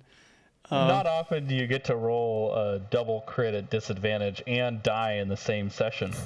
Isn't that funny? Like, you spent the first half of the session just John Wicking your way through this dungeon, like just murder spree, and then you give up your life willingly. It's wild. That's wild. Quite a journey. Quite a journey. Oh man, I was so nervous. Wow. It was pretty tense. Yeah. Like, Yeah. even on this side, it was like, are we gonna? We're gonna Die? Am I gonna kill myself? Are we gonna kill them? Are they gonna kill us? Yeah. I wasn't even sure, like, up until like right before I did it. I wasn't sure how, like, exactly I was gonna kill you. I was like, is Demetria gonna come over and just like dagger through the spine, or like is she gonna call the goatlings in to I thought about that. But there were no more goatlings, right, so, like, I didn't have to worry about that. And also The children, Adam, the children that you saved. Oh my That god. would have been the icing on the cake. Oh my god. with their little How mushroom dark knives. Would that be? That would not be fast. It wouldn't be fast. That's the reason I didn't do it, is because we specifically said it had to be fast. So I was like, okay, let's show him what the Geigen can do.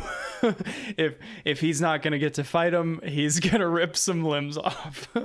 There was a brief moment where I was like, and once I get really close, I'm just gonna like Stab Demetria in the neck. I wasn't sure. You were moving Wouldn't have close. ended well. I mean, the thing about it is, in this case, the actions were agreed on beforehand, and so in that case, it would be a thing out of the blue, and it would still fall under initiative rules. So you would have to roll initiative, but wow. So when was the oath executed? Like, I forgot to, like, because typically it's like you toast with wine for the oath. We can just include that you guys we assume that happened. Yeah. Yeah. The oath happened before your death because that would be. Yeah, I was like, I wanted to really make sure when you're like, should I repeat it? I was like, I have everything memorized, but yes, I'm about to die, so we're gonna be really clear about this. I intentionally saved that one stipulation for the very last thing she said, just to savor, just to simmer in the tension. Oh boy. Hey, you know. Yeah, if Demetria had probably kept on like stuck with well, I stole it, I own it type of thing for the horn, that probably would have made Shade be like, all right, we're done here, let's go. Yeah. Yeah, I don't think there was any way I would have been okay with leaving the horn. Totally. I love that you guys have developed such a protectiveness over it. Again, more differences from your group compared to my group. My group, we're like, oh, neat, a horn, dreams, cool. It's a fancy cup. Fancy cup, cool. What does it do again? I don't care. And we're like, strategic and tactical advantage for the enemy, bad. Yep. Yeah. Yeah. She didn't tell you exactly what she uses it for. Nope. So, oh my God, did I miss something? Hold on. Uh-oh. Hold on. Uh-oh. When you looted the chest, I forgot. There's a silver lining? Inside. Instruction manual for. Yes. Yes. Inside was a tome bound in human skin. Oh.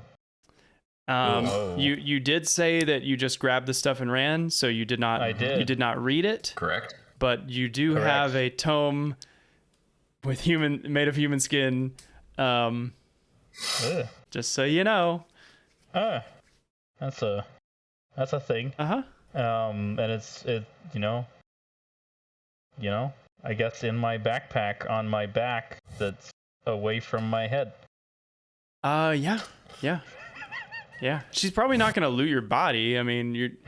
Well, we are going to come up and put him back together immediately.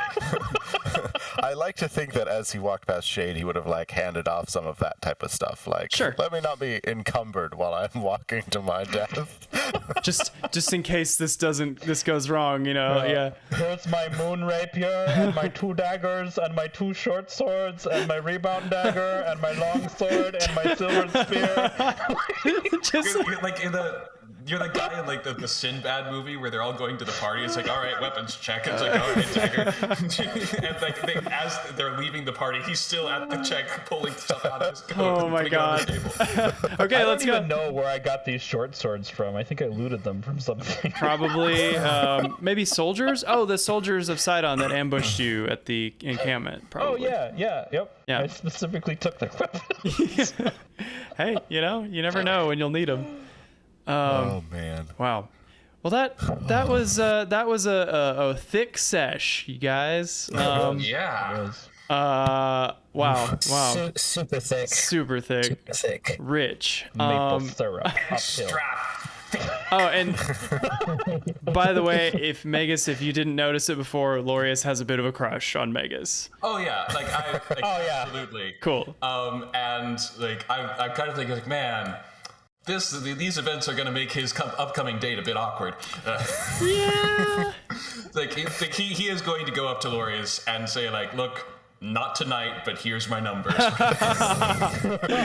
Love it. I mean, he's immortal, so it's fine. I call me maybe. So what's funny about that is like he's written to basically fall in love with the first person who shows him any kindness.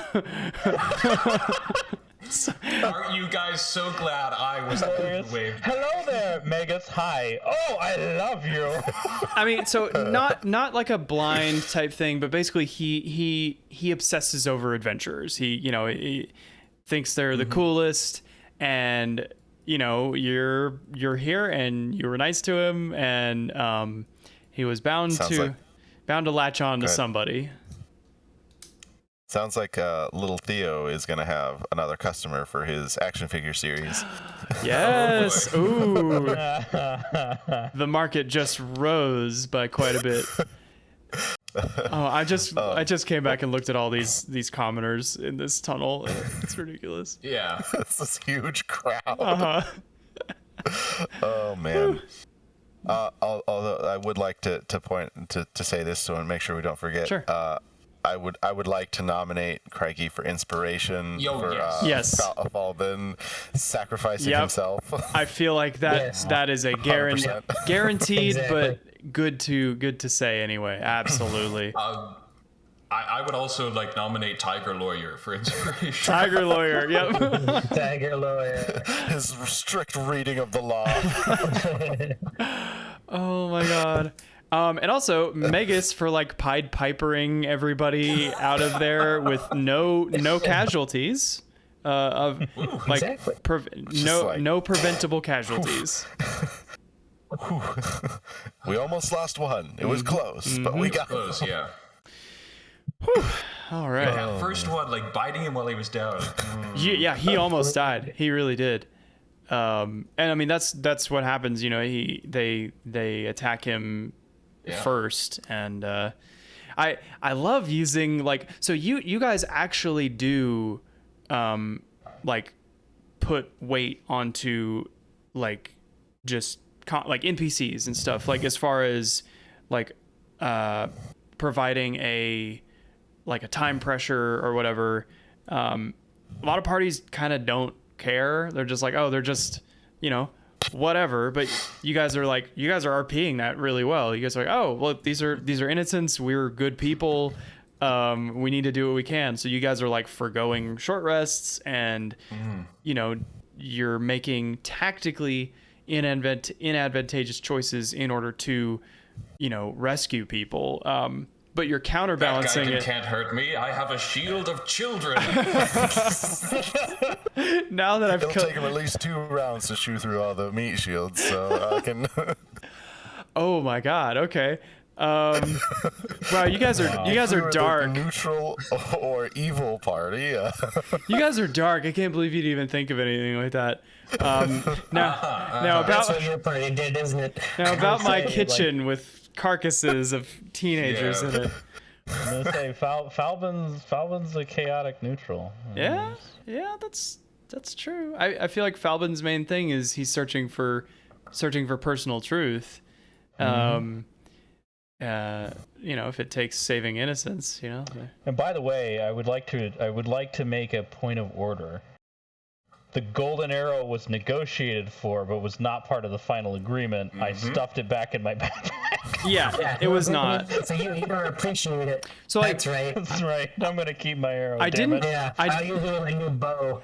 I didn't mean to kind of like downplay that as a potential gift. I kind of wasn't sure what you were going for with. Well, I didn't know how to RP it very well either. No, that's okay. Armies.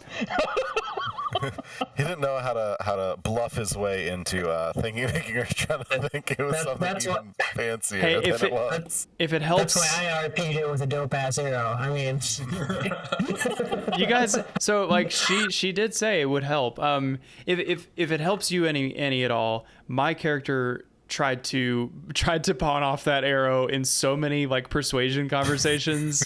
Like I've done exactly the same thing. Like, hey, you know, why don't you just look the other way and I'll give you this shiny arrow. And my DM's like, it's a shit arrow. Nobody wants it. And I'm like, It's 25 gold. It is literally handing the guard a bag of 25 gold. I was like, you gave this to me as a reward for doing an amazing thing. Like, and now it's just nothing. Like, what is this? I haven't hit it yet. So there's several interesting things I'd love to do, and I love where Forge's mind is at, like with repairing that Geigen shield. I'm like, oh man, what if I gave Vulcan's arrow to Vulcan, and I'm like, make me a killer one shot, or like, you know, just like, An so arrow many. was slaying.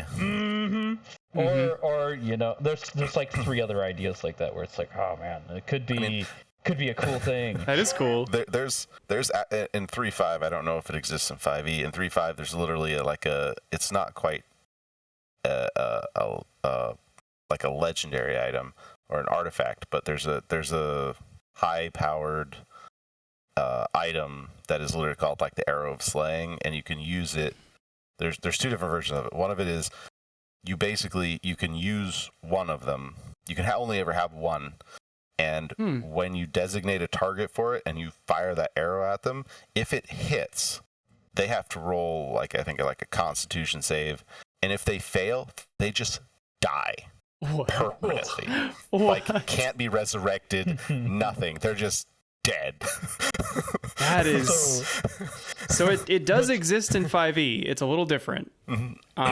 It's basically if a creature belongs to the type, race, or group associated with an arrow of slaying, and they take damage from the arrow, they must make a DC 17 con save or take an extra 6d10 piercing damage. So it's not as it's nerfed a bit. Yeah. But this is like I don't think it's an artifact. I think it's like one step below an artifact. Yeah. But it's like it's one of those, you get one of these and you save it for the big bad boss and hope that it works. It's like Doctor Strange like holding his finger up in like Infinity War. I think that's a cool idea. Like if you wanted to roll with something like that, we could go that direction. There's something higher on the list. Okay. All right. Yeah, DC 20 fortitude save or die instantly. That's the 3/5 one. That's whew, that's wild. There's a greater crazy slaying arrow with a higher DC. And like that's the thing where like you have to make sure that they are out of legendary resistances. One of the things that's so interesting is like there's so many different ways this game like can be played. Like I have access to poisons. One of the poisons I can make is called like a marrow poison, and Daniel and I were like marveling over the fact that one of the side effects of the marrow poison is the person who gets inflicted with it can no longer breathe outside of water. Like, what? It's so weird. And so like it's for an hour, but still some like GM rules is like, oh, this is what would actually happen here. It's just an interesting journey. Because like in combat, it's basically useless because a round is so short. But like you can only survive for a number of minutes equal to 1 plus your con mod, and then you start you go to 0 and start making death saves. So like out of combat, you could like sneak this into somebody's drink or something, and then like they're just like a fish out of water and run for the toilet, dunk their head in. Oh man. But that's very different from the 3/5 rules, where if you start drowning or something like that in combat, because they assume combat you're moving around and stuff, you can't just hold your breath for a minute or so. Is you can hold your breath for I think a number of rounds equal to your con score, and after that you start rolling to see if you just fall unconscious. You have to make Constitution saves, and every round the DC goes up. See, I like that better. I feel like drowning is like pointless in 5e. Like it's got no spines, but that's interesting. It's great because that actually happened in my 3/5 campaign, where the guy, one of the other melee combat guy, got hit with the spell drowned, which is literally you instantly, like if you fail the con save, you instantly, your lungs are full of water and you are drowning. Wow. And if you fail like the first round of that, you're reduced to 0 hit points and you're dying. Damn. It was like not good. One round, like boom, he's down. It's like, oh crap. There's some brutal stuff in 3/5. Holy crap. 3/5 is very unforgiving. Imagine, it's like there's stuff like how level 1, it's very easy to die in 5e. Yeah. 3/5 is like that throughout forever. Like all you got to do is just fail one bad save, and you're dead. Wow. There are literally save or die spells all over the place. Bet you go through more characters in 3/5 probably. You can, depending on how you play them. Yeah. I can't imagine like just rolling a new character into this campaign, even already. It's like, so vested in my character. I mean, that's kind of why I did a father and son thing, and like I planned it before we started. I didn't want it to be like, hi, I'm Jim, son of Bim, and I'm here to do exactly what my father did. My father and son were completely different characters. I mean, like personality, mechanics, motivations, but they were connected, you know. And I think as long as it's connected in some way to either the world or to what you guys are doing, like it can work, you know. But it would be hard. Oh yeah, like Magus is like he has like several like character growth journeys going on. It's like I want to see them all resolved. Yeah, and like that's what I'm here for too. Like the whole like 6 weeks before the campaign, I'm like, man, I can't wait till this pans out 2 years from now, or like I can't wait to hear what they say when this person says this thing to them, and they learn this thing or they do this, like it. And like I want to see these characters go the distance. So you know, I'm here with you for the long haul. Got to flirt with every NPC. You know, it's like Mass Effect. You know, like that's the whole point. Like, Oh man. There's no blue alien chicks in this yet. Yet. I don't know. The Oracle was pretty blue. That's true. Actually, yeah. Well, Although I think she's taken. She, at least in her mind. Yeah, it's maybe unrequited, but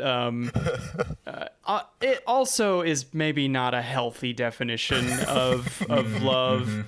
If you hadn't sort of gotten it yet, Versi kind of sees or sees the mortals as like charming pets in a way, like, you know, like loves them to death, but does not consider herself to be like on their level. And so it's a complicated thing. And that's also why I have not been like trying to force a thing between you and Versi, because I also know that like you have a history, you know, and you have and it's not so far away in Shade's mind.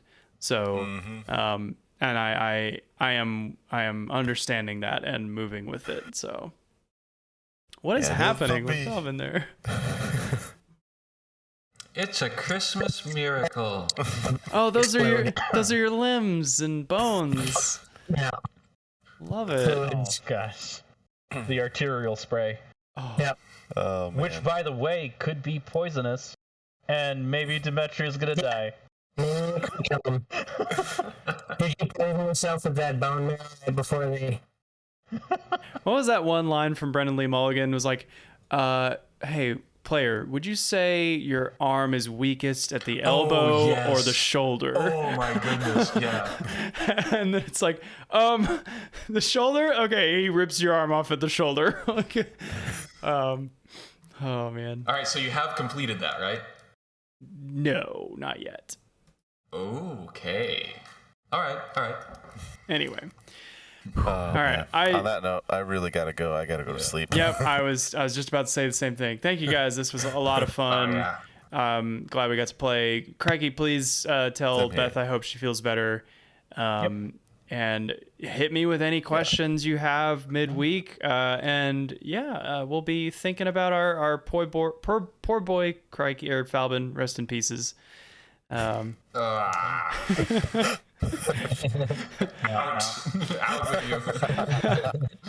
All right, you guys have a good night. I'll see you later. You too. Talk to you guys later.